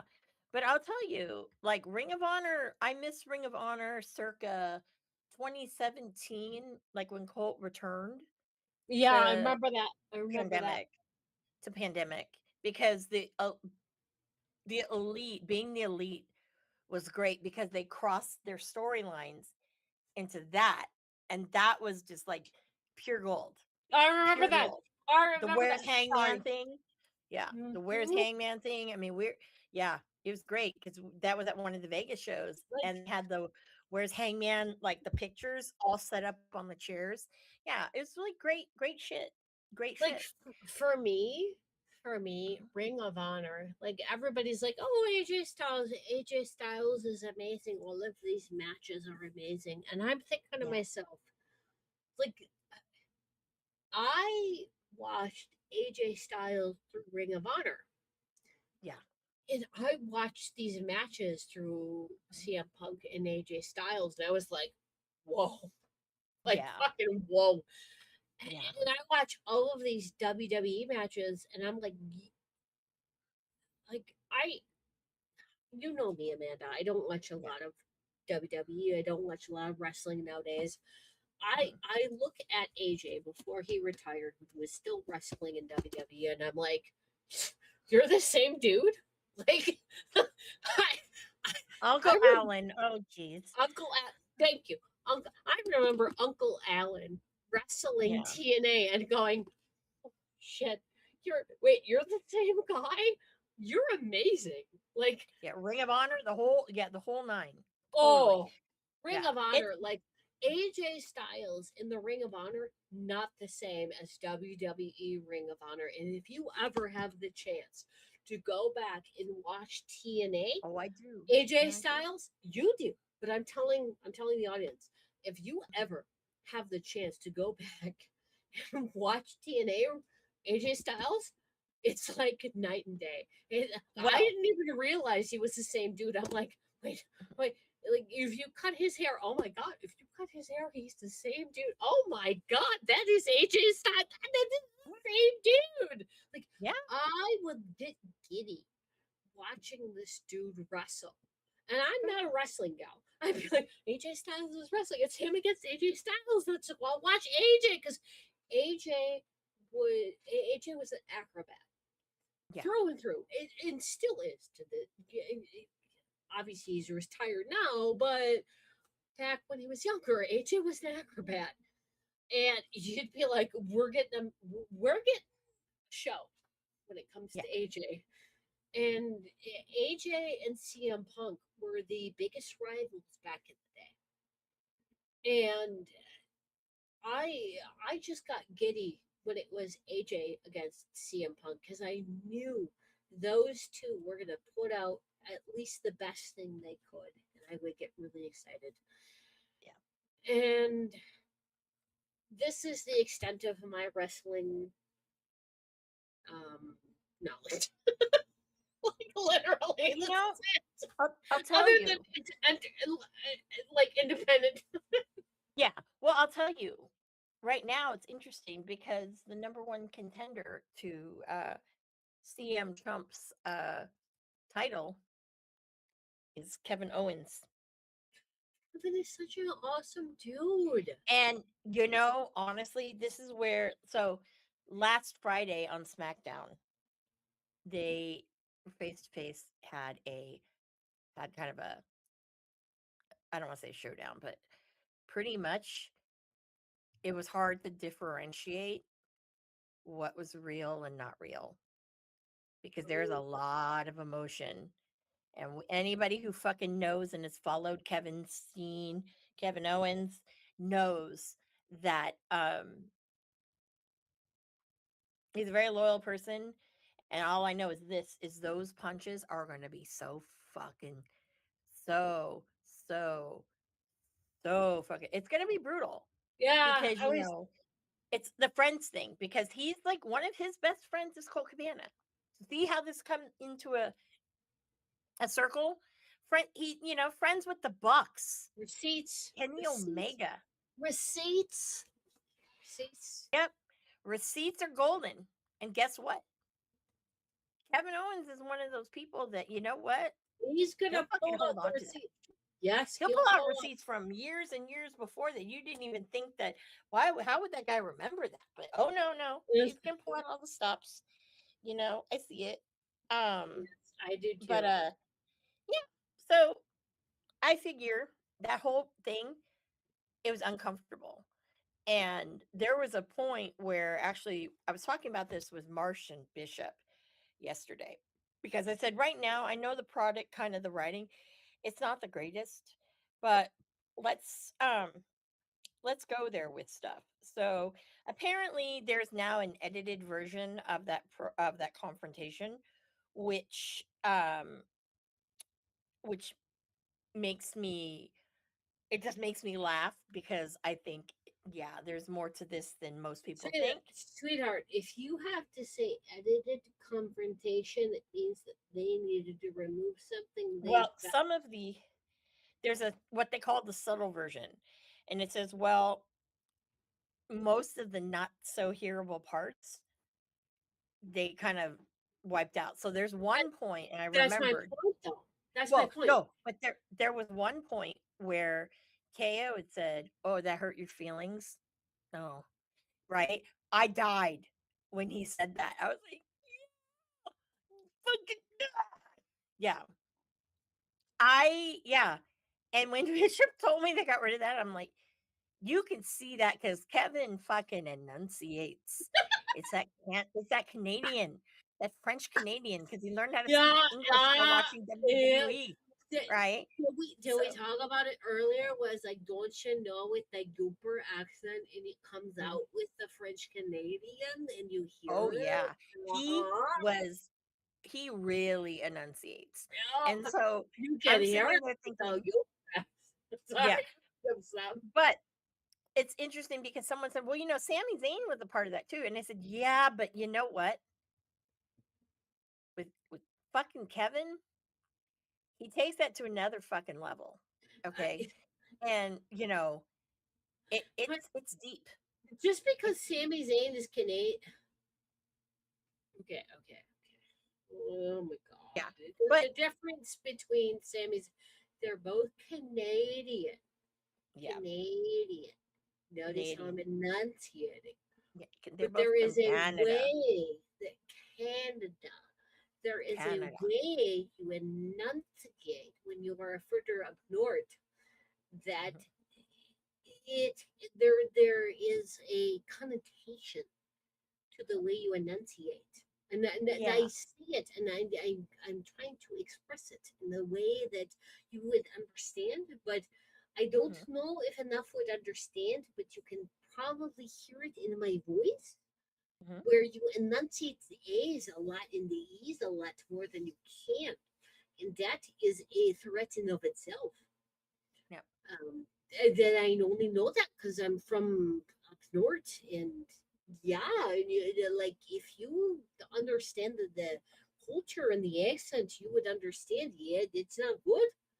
It's not good at all. And if you got somebody like Woods who's gonna sit there and go and enunciate things Yeah. like you wouldn't believe, it's not you're in trouble. Yeah. You're in real trouble because you're done. You Yeah. just it's not good. Anyway, Always I laugh. I I can literally go and talk of the Canadian and the Uber accent because I'm from up north and I can do that. But keep going. It makes me laugh because people say that I have an accent. I'm like, I do No, not have an no, accent. no. No. I have. You want me to get into that accent? I can get into the accent, no problem. I'm like, I don't. The only I can do the Canadian accent if you want me to, the and I only the only word, okay, that I can say, yeah, I probably have an accent, but it's just more of a difference in it is do you call like Coca-Cola, okay? Do you call it pop or do you call it soda? soda. Thank you. It's not So pop. ta. So ta. Yes. I'm I'm okay. sorry. Pop. Here's the I thing, hate it though. because it sounds like so freaking. It sounds like just ugh, like Okay, pop.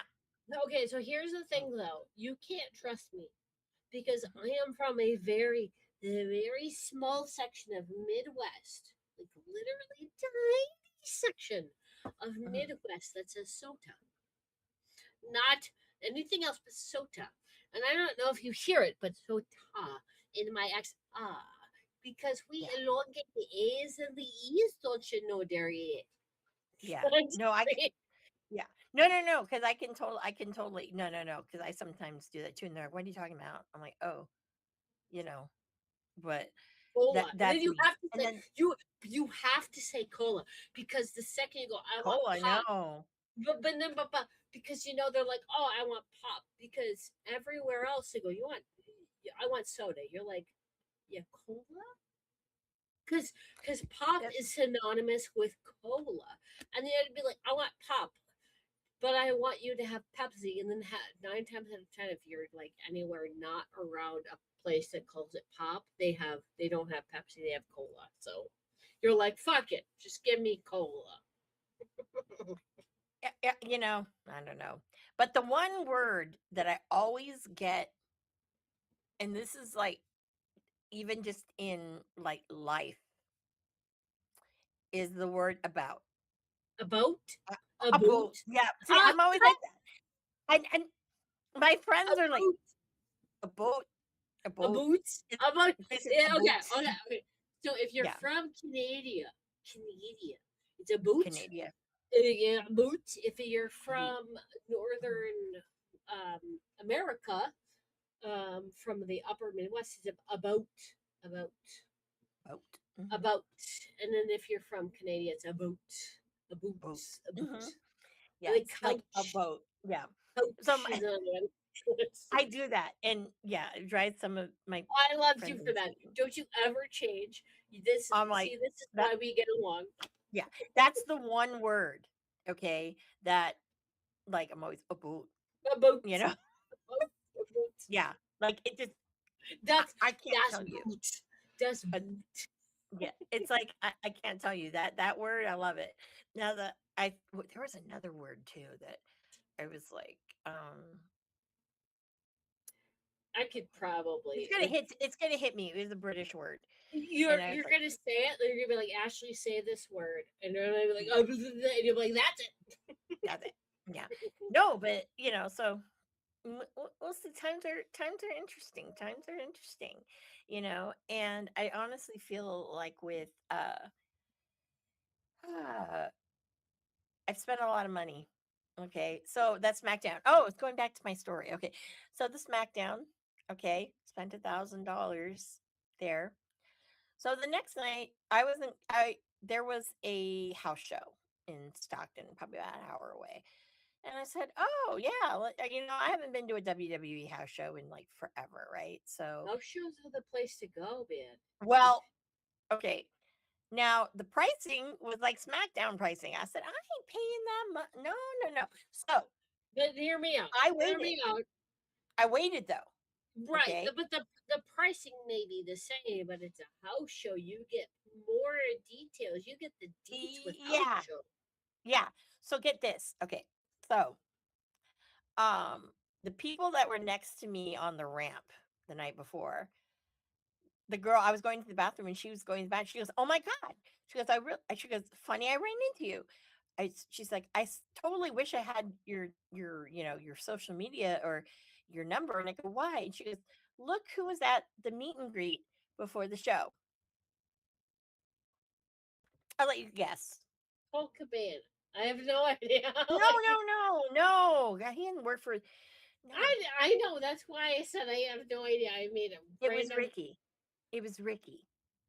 motherfucker. And I sat there like I could have paid Did money. he even tell you? Hold on. No, no, no. I could have paid money. Okay. I didn't have to go on the SmackDown. I could have spent it on this Oh, other thing. Right? Can I chastise somebody for a second, please? Mm-hmm. Ricky, you motherfucking son of a bitch! You just let Amanda know Well, for once. Okay, so I'm like, all right, okay, like that's karma. Okay, that's karma slapping me in the fucking ass and the Is face. it karma Bitch, or him being a son of a bitch? I it's will karma. drop it. It's I will karma. drop it. I will drop. It's I karma love because of you, the money. Ricky. Right. I Yeah, will. it's the amount I of will money. drop it. I adore you, Yeah. Ricky. You're wonderful. I'm just giving you shit. Yep. So that house show, it was really interesting because like the first like match, we got Seth Rollins coming out. That fucking I did not realize that he was going to be there. I was like, what? And then That's Obafemi came cool. out. I'm like, what? Where are these Raw people coming out? And it was really great. So they did do, because the night before, the whole thing like with Baron Corbin at SmackDown, I'm like, oh yeah, I paid for that. Yeah, I was like, boo, what the fuck? You're asserting yourself. So my friend I was with Okay. was like, you know what? Wait. Yep. Wrestling illiterate. Mhm. I don't watch wrestling anymore. Tell me why Baron is illiterate. I Well, am not in the know. well, it was funny because Trick was like, you you bald dummy. He wanted to say bitch, but he was making it PG. Yeah, It was great. you're Trick good. Williams. Yeah. But okay, so I was like, okay. So my friend says, sometimes at house shows they test out something to see, because that was really odd that this was the SmackDown before SummerSlam, like two But before. oh, Because usually the not one, only that with Seth Rollins. yeah. Now, Mhm. here's where the thought came out. So they were saying, oh yeah, there's going to be a fatal four-way. It was going to be Mello, Ricky, Baron Corbin, and Trick. Yeah, for the title, right? So I thought, okay, this is gonna, yeah. So maybe they're testing this out, right? So Carmelo comes out first. And I'm like, oh, this is like fucking deja vu. I saw this yesterday. I was in the second row near the ramp, like 2 away from the ramp. I bought it that day, my friend Donnie and I. So he comes out, and then you hear, this is the revolution. I'm like, yeah. People booing him. I'm like, fuck. It's always the revolution. But anyways, keep it. Well, yeah. So he comes out, and fucking, me, big fucking cheerleader. I'm the only fucking one. I'm like, okay, right. No, So yeah. then when he was on the turnbuckle, he did the thing and he came down, and I was You're, like, you're like you're like I knew I was the only cheerleader for well, a here was reason. me, But anyways, loud. That's my champ, right? Carmelo comes over and he goes, well, why am I not your champ? I said, you're not Ricky. I said, that right there is my champ. You had your chance. And Mello and I going back and forth because he was now like toward like on the ropes near kind of like me. So he's probably maybe 10 feet away, and he and I are having this conversation, right? And people around me, this woman was like, "Do you know him?" I go, "No, I've never met Mello. I've never met Mello. He's trying to understand what's going on with his crowd. He's just trying to figure out what the fuck, like who's this chick, right?" He's And then like, I'm like, I know Ricky hears me, but then like when he was done with his little entrance thing, like Mello was like said something to him and he shook his head, and then he looked over at me and he goes, "Hey."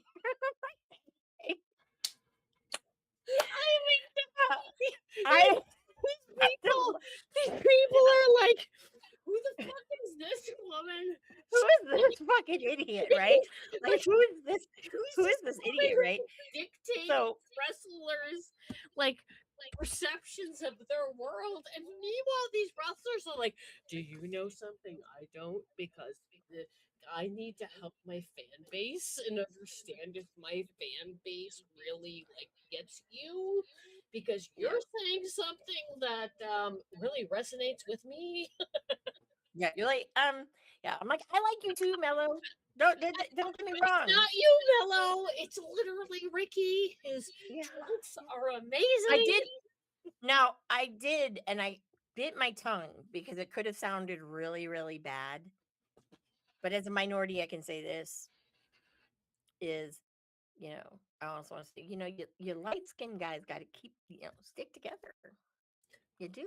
There is nothing wrong with what you just said. And I No, will, but as an Irish lady who is as yeah. pale can be, Mhm. I will tell you there's nothing wrong with what you said, and I will fight anybody to the ends of the earth for you. Yeah. So yeah. So I did not say that. I should have said that, but Oh, no. don't So worry about it. We're good. so okay. So knowing that in 2 weeks I was going to go to SummerSlam. Now SummerSlam, I did not sit on the floor because I didn't want to pay that kind of fucking money. No. And knowing that Ricky wasn't on the This card, trip I was where like, I saw you, like, literally, and no, I don't think I saw you in the front. I saw you in the front row somewhere, and you were absolutely adorable. that was SmackDown, the one I Thank paid you. $1,000 for, I and on main event. And if love you you in that. watch, I watched you, and I literally paid attention to that show just to be like, Amanda, look at her. well, you can also, if you go back to the NXT archives, if you see No Mercy, I have to look at the other ones, but No Mercy in particular, because that's the one where he won the belt. There was like prime. I was like, yeah, 1, 2, and then I'm like, ah, you. Oh, I was very animated. Okay, and then when he wins, you see the 1, 2, 3, and I'm like, yeah, As long as I'm a it's on clown. Netflix, I can go in. Well, I mean, It's on Hulu. You can look it. Well, NXT, you have to go through Peacock still. oh, I have Peacock. I'm good. I think. But anyways, but um, so that that was just hilarious. So I had bought a seat, and it was actually in the lower bowl. I bought the 2-night pass, and it was not a bad price. It was like $700 for both nights, right? And I'm like, damn, I got 2 nights of SummerSlam for less than the price of that one goddamn SmackDown. Okay, so that was the big joke, right? Seriously, nice. So yeah, I'm like, I'm like, what am I doing with my life, right? So so my seat was beautiful. Okay, I want to say this shout out to the US Bank Stadium in Minnesota. No, 'Cause, wait, hold on.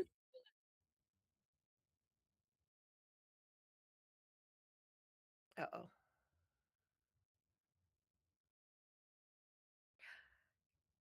You're silent. Wait, Minnesota? Minnesota. There you go, Minnesota. Yes, Minnesota. So yeah, so that was probably one of the best stadiums slash arenas. Well, probably I would say the 2 best. That's probably one of the 2. Is that Top- definitely. the NFL? Yeah, that's the NFL where the Vikings are. Okay. Let me explain something. Hold on, I'm gonna go into because we talk about things that are not wrestling. I am not a wrestling gal. Okay. Mhm.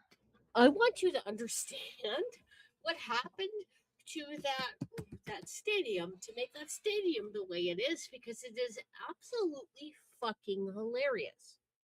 Uh-oh. Meanwhile, I want you to understand I'm a gal from Wisconsin. Mhm. Our stadiums are not built like this because we know better because we live too far up in north. Not north. Even Green Bay? Anyway. Too far up in north, not north, north.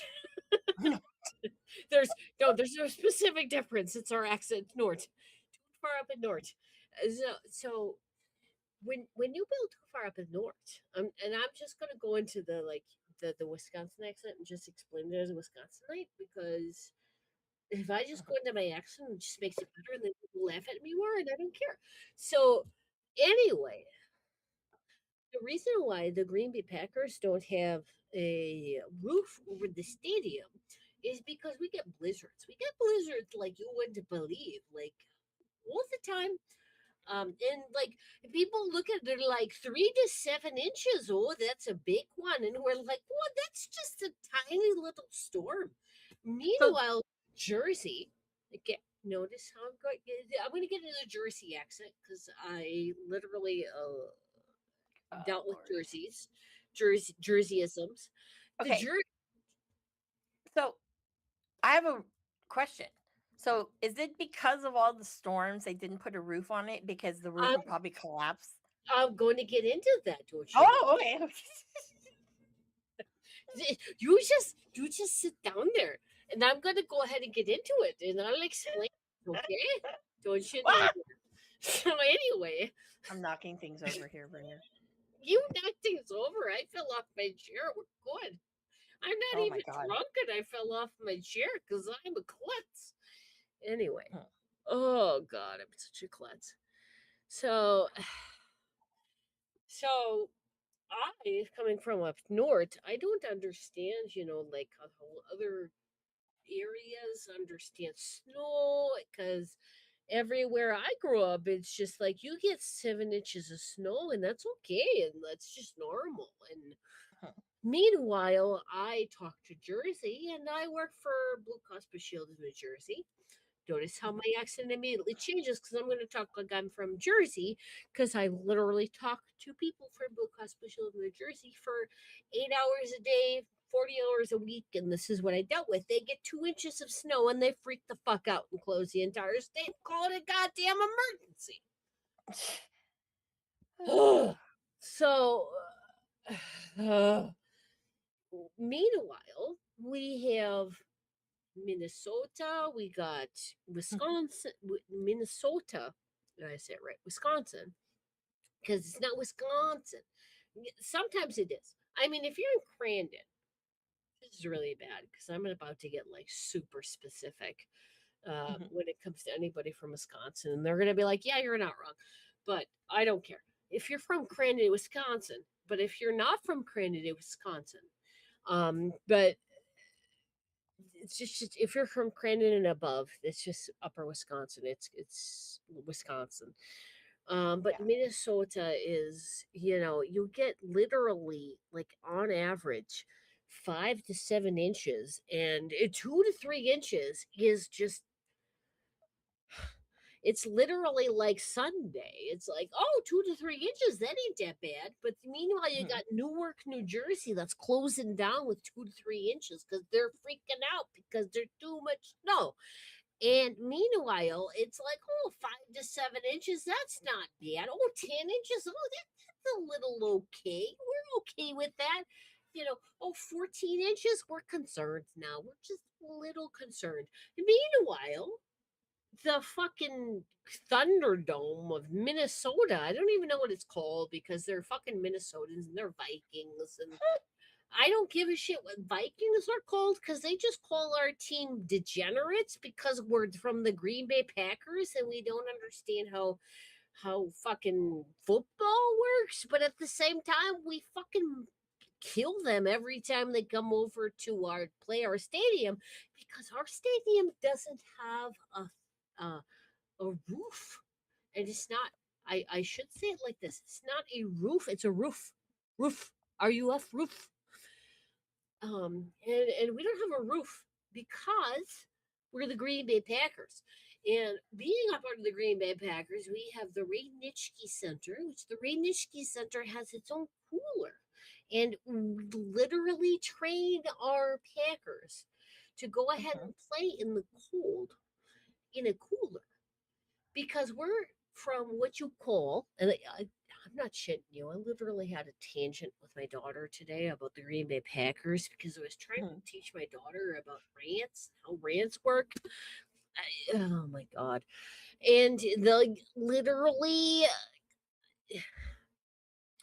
So anyway, um, like we're from the green, we're from the frozen tundra, and the frozen tundra means that we dominate anything that deals with snow and the cold. We don't have a roof. Yeah. Roof.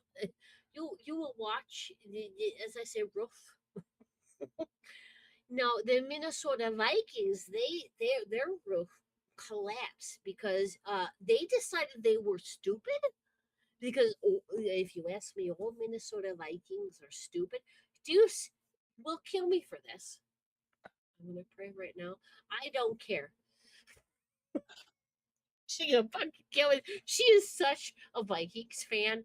I love her for it. But I will never let her down for this. But she's from Minnesota, so she's allowed. I, every fucking time, Medusa is like, "Yeah, the Vikings did this, the Vikings did that," and I'm like, "Yeah, but how many championships have you won, Deuce?" Wait, let me remind you, it's zero. Would you like me to remind you of how many championships the Green Bay Packers have won? Because it's like the most out of any NFL team. Seriously, this is Yeah. this is Wisconsin pride right here. Like I'm not Let even me tell you, I had a request. Okay, so Willis, member of the nation, the Raider Nation. Yeah, I am too. He was like, wait. He's like, you're in Minnesota, right? Where the Vikings play. And I said, yeah. And he goes, I hate that horn. I go, what horn? What are you talking about, right? that Did horn not know too. what he was talking about, okay? You And he don't was like, there's this horn. They have this horn. Every time they get a touchdown, they know. blow this horn. And I was like, oh, okay. When I I get the second know. night, I got in. I got in there and I was walking around because I couldn't find where to get to my seat because I had to basically go down and then up to my seat, which was weird, but makes no It's sense. But you don't question Minnesota no, no, Vikings. no, They're no. not So they're bass I, ass bass act backwards. Okay, yeah, that's what we say in Wisconsin. The bass ass backwards. It well, does not so I make sense, asked, but you don't question it. so I found what I thought was the horn. So I had to ask people. I'm like, excuse me, is that the horn that they blow when they get a touchdown? And they're like, yes. I go, oh my God, I need to have a picture of this. I know And what you're talking about. the man said to me, why do you need a picture of that? I said, because my friend at home was like, I hate that fucking thing. I didn't know what it was. He's Right. not wrong. Willis, Willis, I understand. I am with you 110%. I hate the Yeah. horn too. So, dude, I took a picture of the horn and I'm like, right away, text messaged him. I'm like, and he goes, why did you send me a picture of that vile? And I said, I thought they just like piped the sound in. I didn't know there was an actual like horn. I There didn't know is, that. yes, I was yes. They literally blow the horn every single like, time, and it's so yeah, let me. goddamn annoying. Oh, I know. So I was like, okay, now they had a really good food there. I was very impressed. I Even the believe that. chicken tenders, I you believe know, that. Yeah. I will say they had hand dipped corn dogs and cheese curds. I did not have the cheese curds because I know my stomach would be a rumbly. Okay. No, but hear me out. But you're from Wisconsin, so it's No, it, but it. no. Hold on. They're not from Wisconsin. They're from Minnesota, and you do not have the proper cheese curds, and that is why you are safe. And you will never have Minnesota cheese curds ever. Please promise me, if you ever come to the Upper Midwest, you will let me know, and we will come together, and I will give you proper cheese curds because if you would ever taste those, it would ruin your taste buds, and you'd be like, "Oh my God, what was I missing? Why did I ever go to Minnesota to have terrible cheese curds?" Because if there is one thing Wisconsin is known for, it is our cheese curds. If there is one thing Wisconsin is good at, it is Culver's fried I cheese. love Culver's. Okay, don't don't start me. Okay, so No, no, when I I was will in, start you. I will start you. It's Culver's. let me tell you, when I was in Minnesota, okay, I I was like, okay, let me get some DoorDash, right? Because I didn't want to, That's go about. I understandable. didn't rent a car, Yeah. right? So I ended up I was like, so what do I want to eat? First thing that pulls up is a Portillo's. And I'm like, oh, gotta go get me my chocolate cake shake. And especially because I didn't go to the Global Business Travel Association conference this year was in Chicago. So I was You like, don't even oh, need to explain it. It's just Portillo's. I get it. You're good. yeah. But the Yeah. chocolate cake shake, if y'all don't know, yeah, that She's not lying. crack in a cup, crap in a Oh, cup, she's not crap in a lying. cup. Oh my Only god. thing that I didn't like about the one I had, it wasn't very thick. Well, And that's probably because they had to travel to get to you. And then no, I went to the Portillo. I took Lyft to the Portillos. Yeah, I was kind of disappointed because, and then the way they cut the cake, usually you get those big bits, so you also get the frosting with the Yeah, butt. you Yeah, do. Yep. yeah. But I do. anyways, so I did that, and then one of my friends was like, "Oh, well, you should go to Culver's then." I said, well, "There's a Culver's by me." There's a Did not golf. end up. Of course there is. It's fucking Upper Midwest. I know, but so I didn't go to that one because it was further. Because every time I tried to go, the fucking it was so expensive to go over there. I was like, I'm not paying $60 round trip to Okay. go to. Just so everybody knows, Culver's is not that expensive. It was the ride that was It expensive. was the ride, yeah. Because I was like, I need a mushroom Swiss Oh, does with an she extra ever? meat patty Oh, and cheese curds does she and ever? She's not and my wrong. fries and my fries, and then I'd have a concrete mixer. And mind you, okay, let me explain something because people might not understand concrete mixers. This Mhm. she's in my realm, but this is why I love Amanda. Concrete mixers, what they mean by that is that fuck DQ. DQ does not understand what they're talking about. This is custard. Custard means not Dairy Queen. Dairy Queen does not do justice. Custard, when you're making ice cream, you put an egg in it and it makes all the difference. It makes the ice cream turn into custard, which makes it more flavorful. It literally enhances the flavor, it makes it thicker. Mhm. So Yep. when you like, people will order their food like she had with her mushroom and Swiss, and then they will have their receipt, and then they will say, "Okay, I've ordered my fries, my whatever it is, my um, cheese curds, choose gender." Yeah. They'll switch fries for cheese curds. I've ordered my cheese curds with my mushroom and Swiss. I will come back for my concrete mixer, and you show them your receipt when you're done with your food.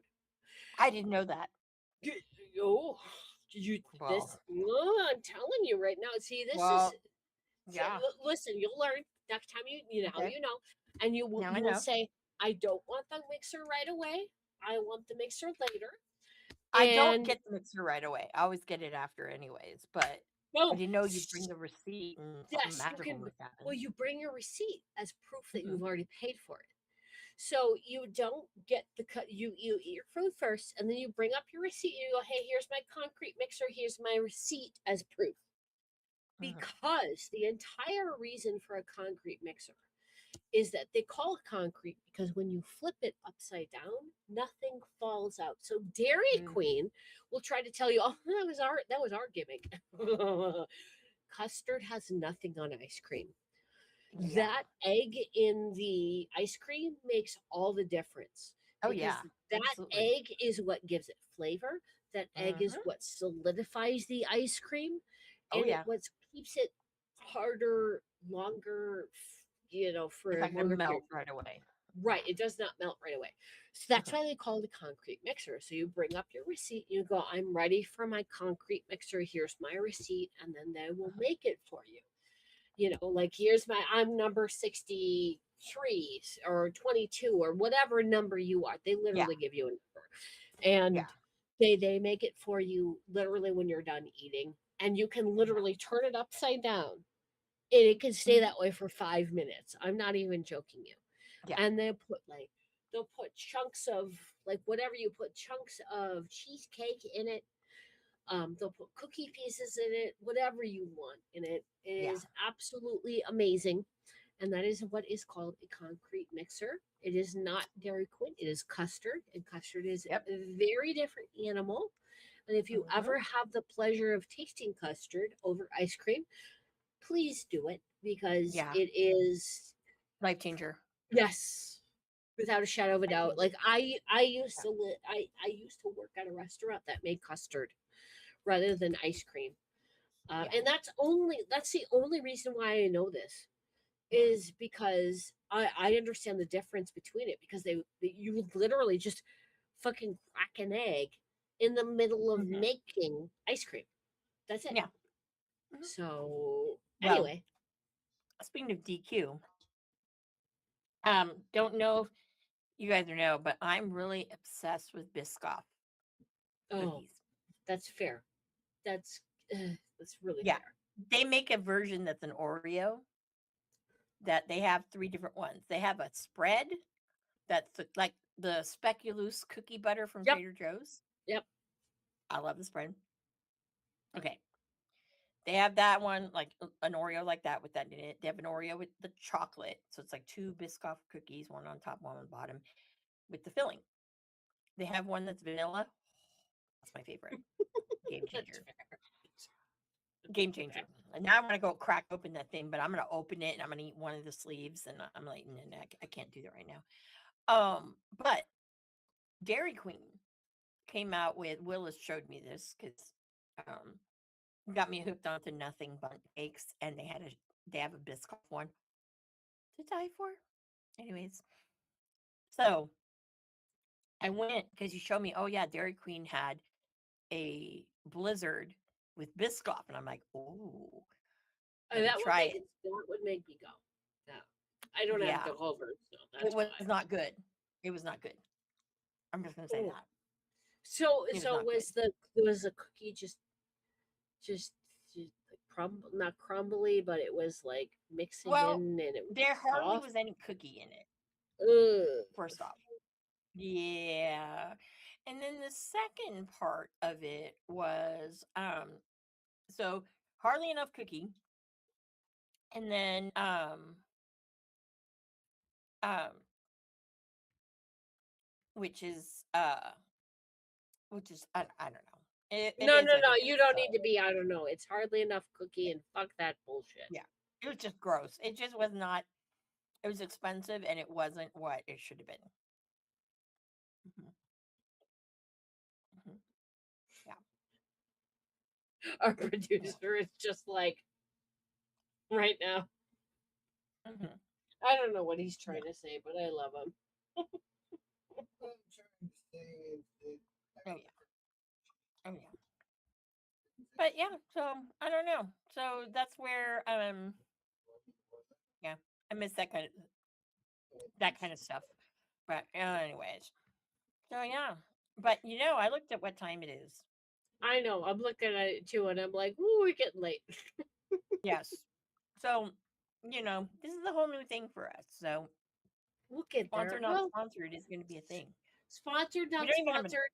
Episode yeah. negative We're zero. not even going to go with the episodes. Not even doing that because I don't want to take that from the big boss. That's fair. Yeah. We are. That's why We we are. are branded under our parents, Single Malt Studios. Shout out to them. Um, but yeah, we have no intro. We have no theme music yet. It's gonna happen. It'll happen. We'll get. Like I really, yeah, we'll figure something out. But yeah, so Well, we don't even know what day. We haven't yeah. figured that out. We don't know what day. We're open to suggestions. Anything you Mhm. guys have, any ideas? We would love to hear them. We're happy to take in community feedback because, well, you guys are.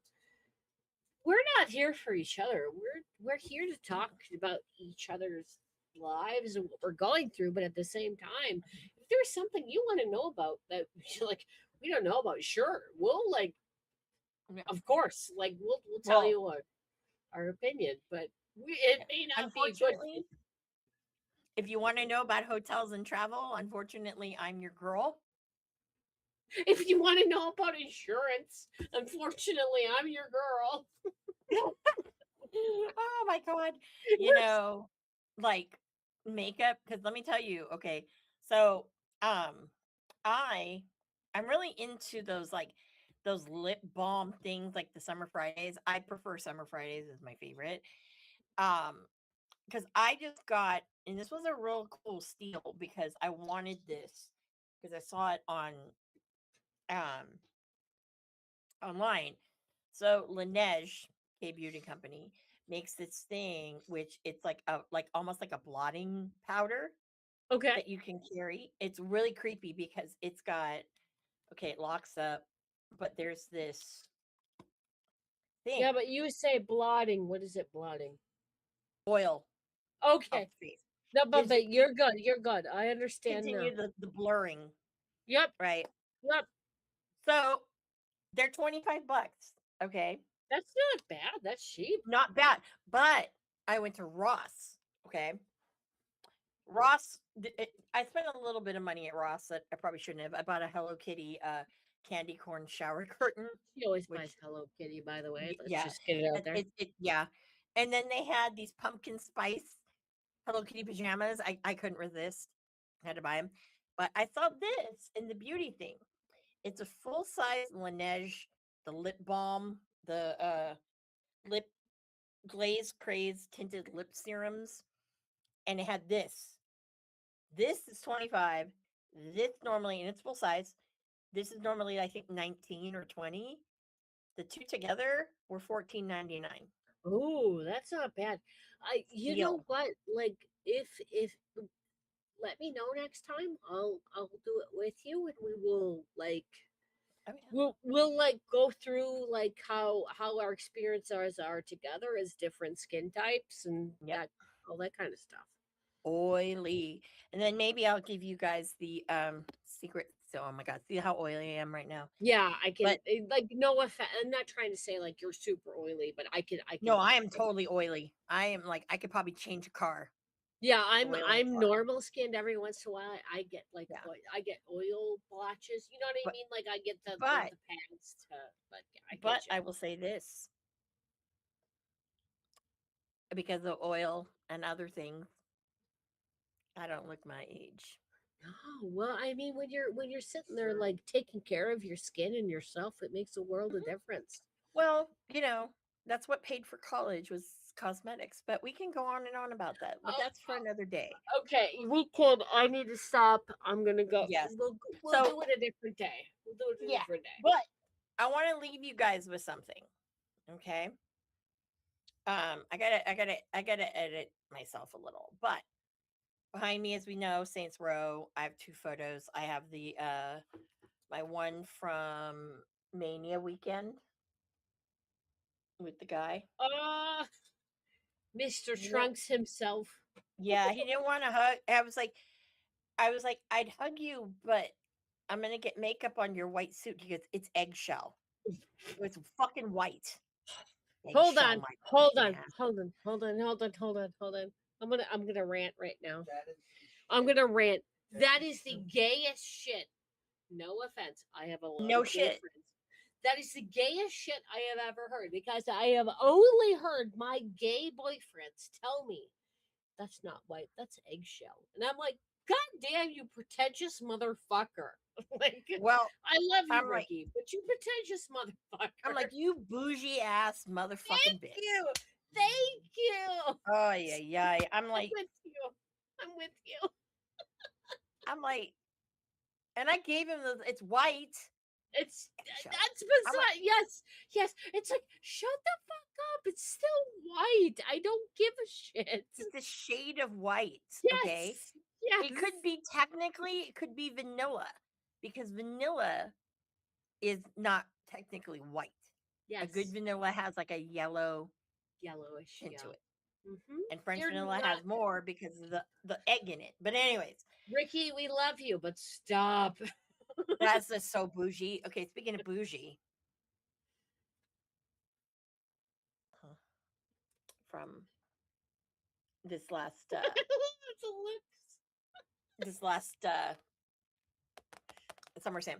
So he says to me, because this is his new shirt, he goes, "You're slacking."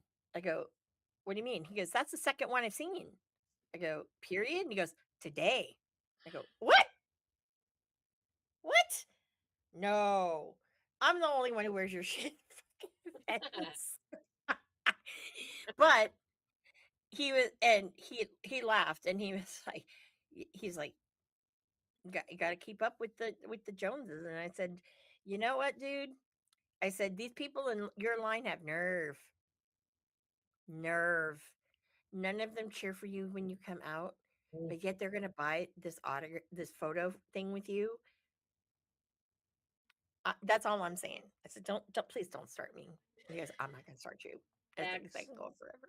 Sorry, it was Yeah. X. Yep. So hey, but my bougie friend, it was a suit.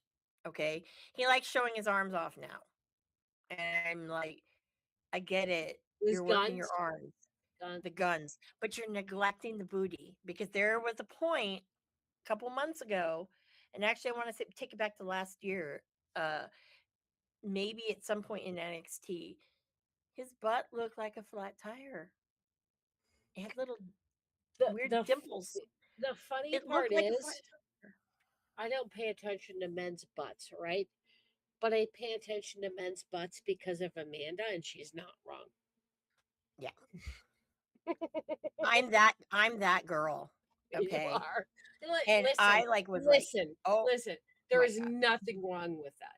Absolutely nothing wrong with that. You No. need to market, okay? If you can't market yourself, you're not going to get anywhere. Remember the market. Well, I will say this, okay? The one of the times I saw Ricky wrestle on the indies, right? It was bar wrestling. And it was the second time he did it. And we were down there, and I was sitting at the bar because I'm not gonna stand up and whatever, right? That's And fair. this lady that was by me, she goes, "Oh, he's a good looking man." I said, "Oh yeah." She goes, "He has a nice ass." I go, "Oh, girl, you don't even know the half of it." And she goes, "What do you mean?" I go, "Keep watching." So back in the indies, he had a spot where they would pull his trunks down and you would see Yeah, you told me about glorious, this. glorious peaches. And then when she saw that, she goes, "God damn." I go, "Mm-hmm, yep. I Said, told you. I told told you, you. told you, told you." You know, I mean, maybe that might help him in his WWE run, but you know what? It's so not PG. But I think we're out of that PG area because we're having kids flip off fucking wrestlers, have no fucking manners, Yeah, we got whatever. it. Yeah, I can yeah. totally get into this topic. We were trying to wrap it up, but We can save that topic for the we can next. save that for a rainy day. Yeah. So I guess we need to also figure out some kind of clothes. I don't know what, but Winter, tell them where everyone can find you. Oh God. Where you could find me? You can find me at X. I'm on X.com at WINTR_rocks, which is Winter Rocks. It's my name, which I will repeat because most people are like, Winter, let me spell it the normal way because I'm a freak of nature, which is it's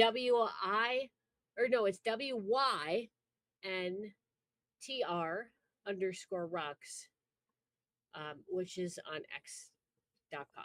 So you can find me Instagram. there as I talk about mostly about my one-eyed service animal. That is our producer's literal service animal.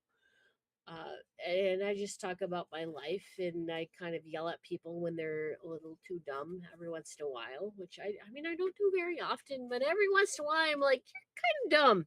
So I mean, I'm going to tell you as it is, but at the same time, though, I don't try to be like rude or mean or anything along that line because I don't want to be that kind of I person. have So best Asians in my life. I'm just saying. anyway, I have to be mean sometimes. It happens. Are you on I Instagram? I am not literally X is the only place I do not have Facebook. I do not have Instagram. I don't do anything with Meta because Meta But it's rubbed me the wrong way. I've had too many bad experiences with too many bad people and I'm just like I'm done. but but Elon owns X, Mhm. so that you're okay with that. I'm okay with that. I don't care. Okay. All right. He is one like literally. I mean, like I get what people are like. Oh, Elon Musk, this and that. Like Elon Musk lets me like just be myself, and I can't be myself You on know, Meta. I can't and be myself. that's where I have the weirdness of it. He lets you be yourself on that platform, but yet his son, he doesn't want him to be his true self. No, I'm There's not going to go okay. anywhere into Hold on. My best friend is a transsexual, and I can go into that like you wouldn't believe. that's Not a why I stopped myself. transsexual. I'm like, go down Right, that not a rabbit hole. transsexual, but a or not a transgender, but a transsexual. I can go into that like you wouldn't believe, but I don't want to. Mhm.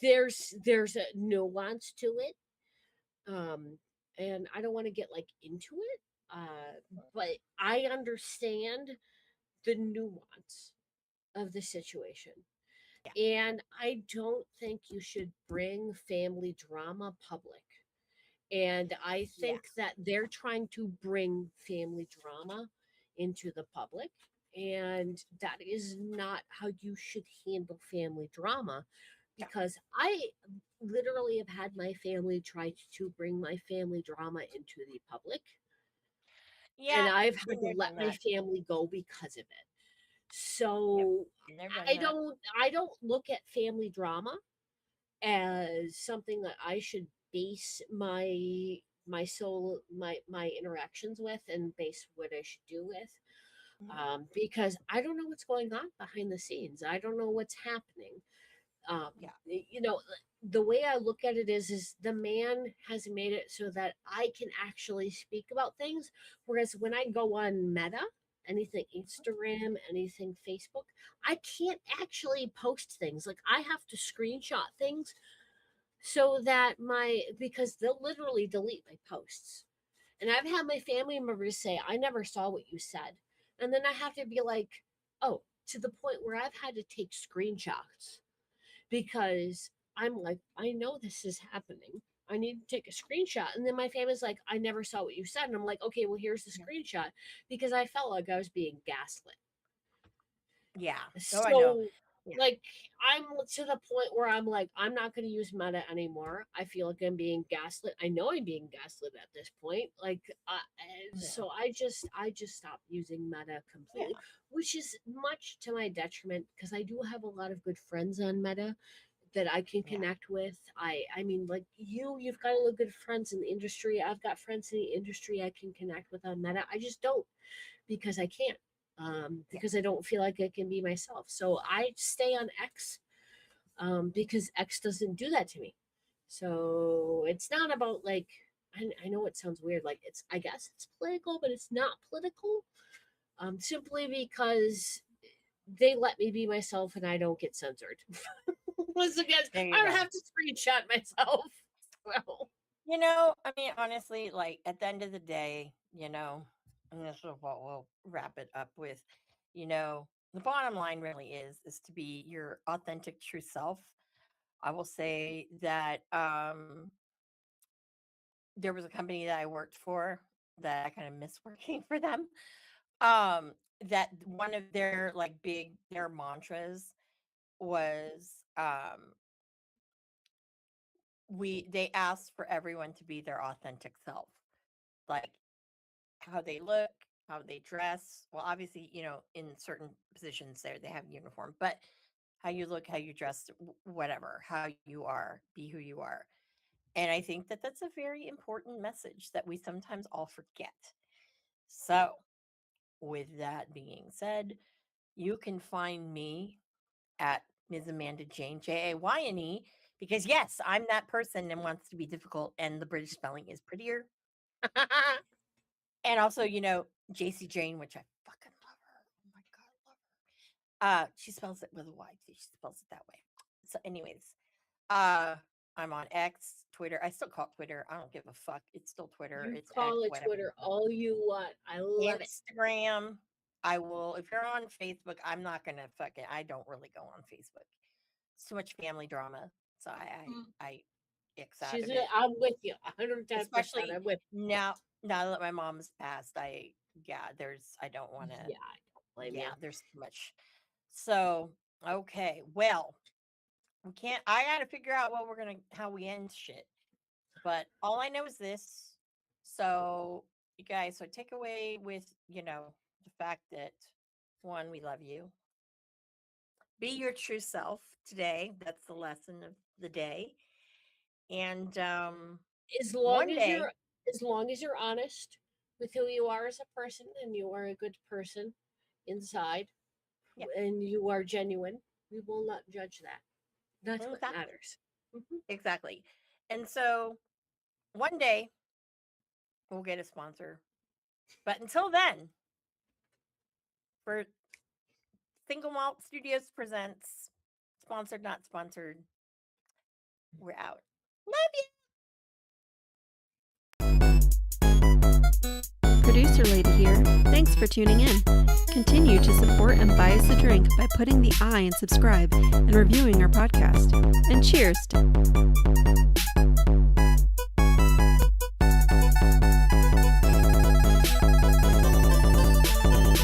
I would never have a drink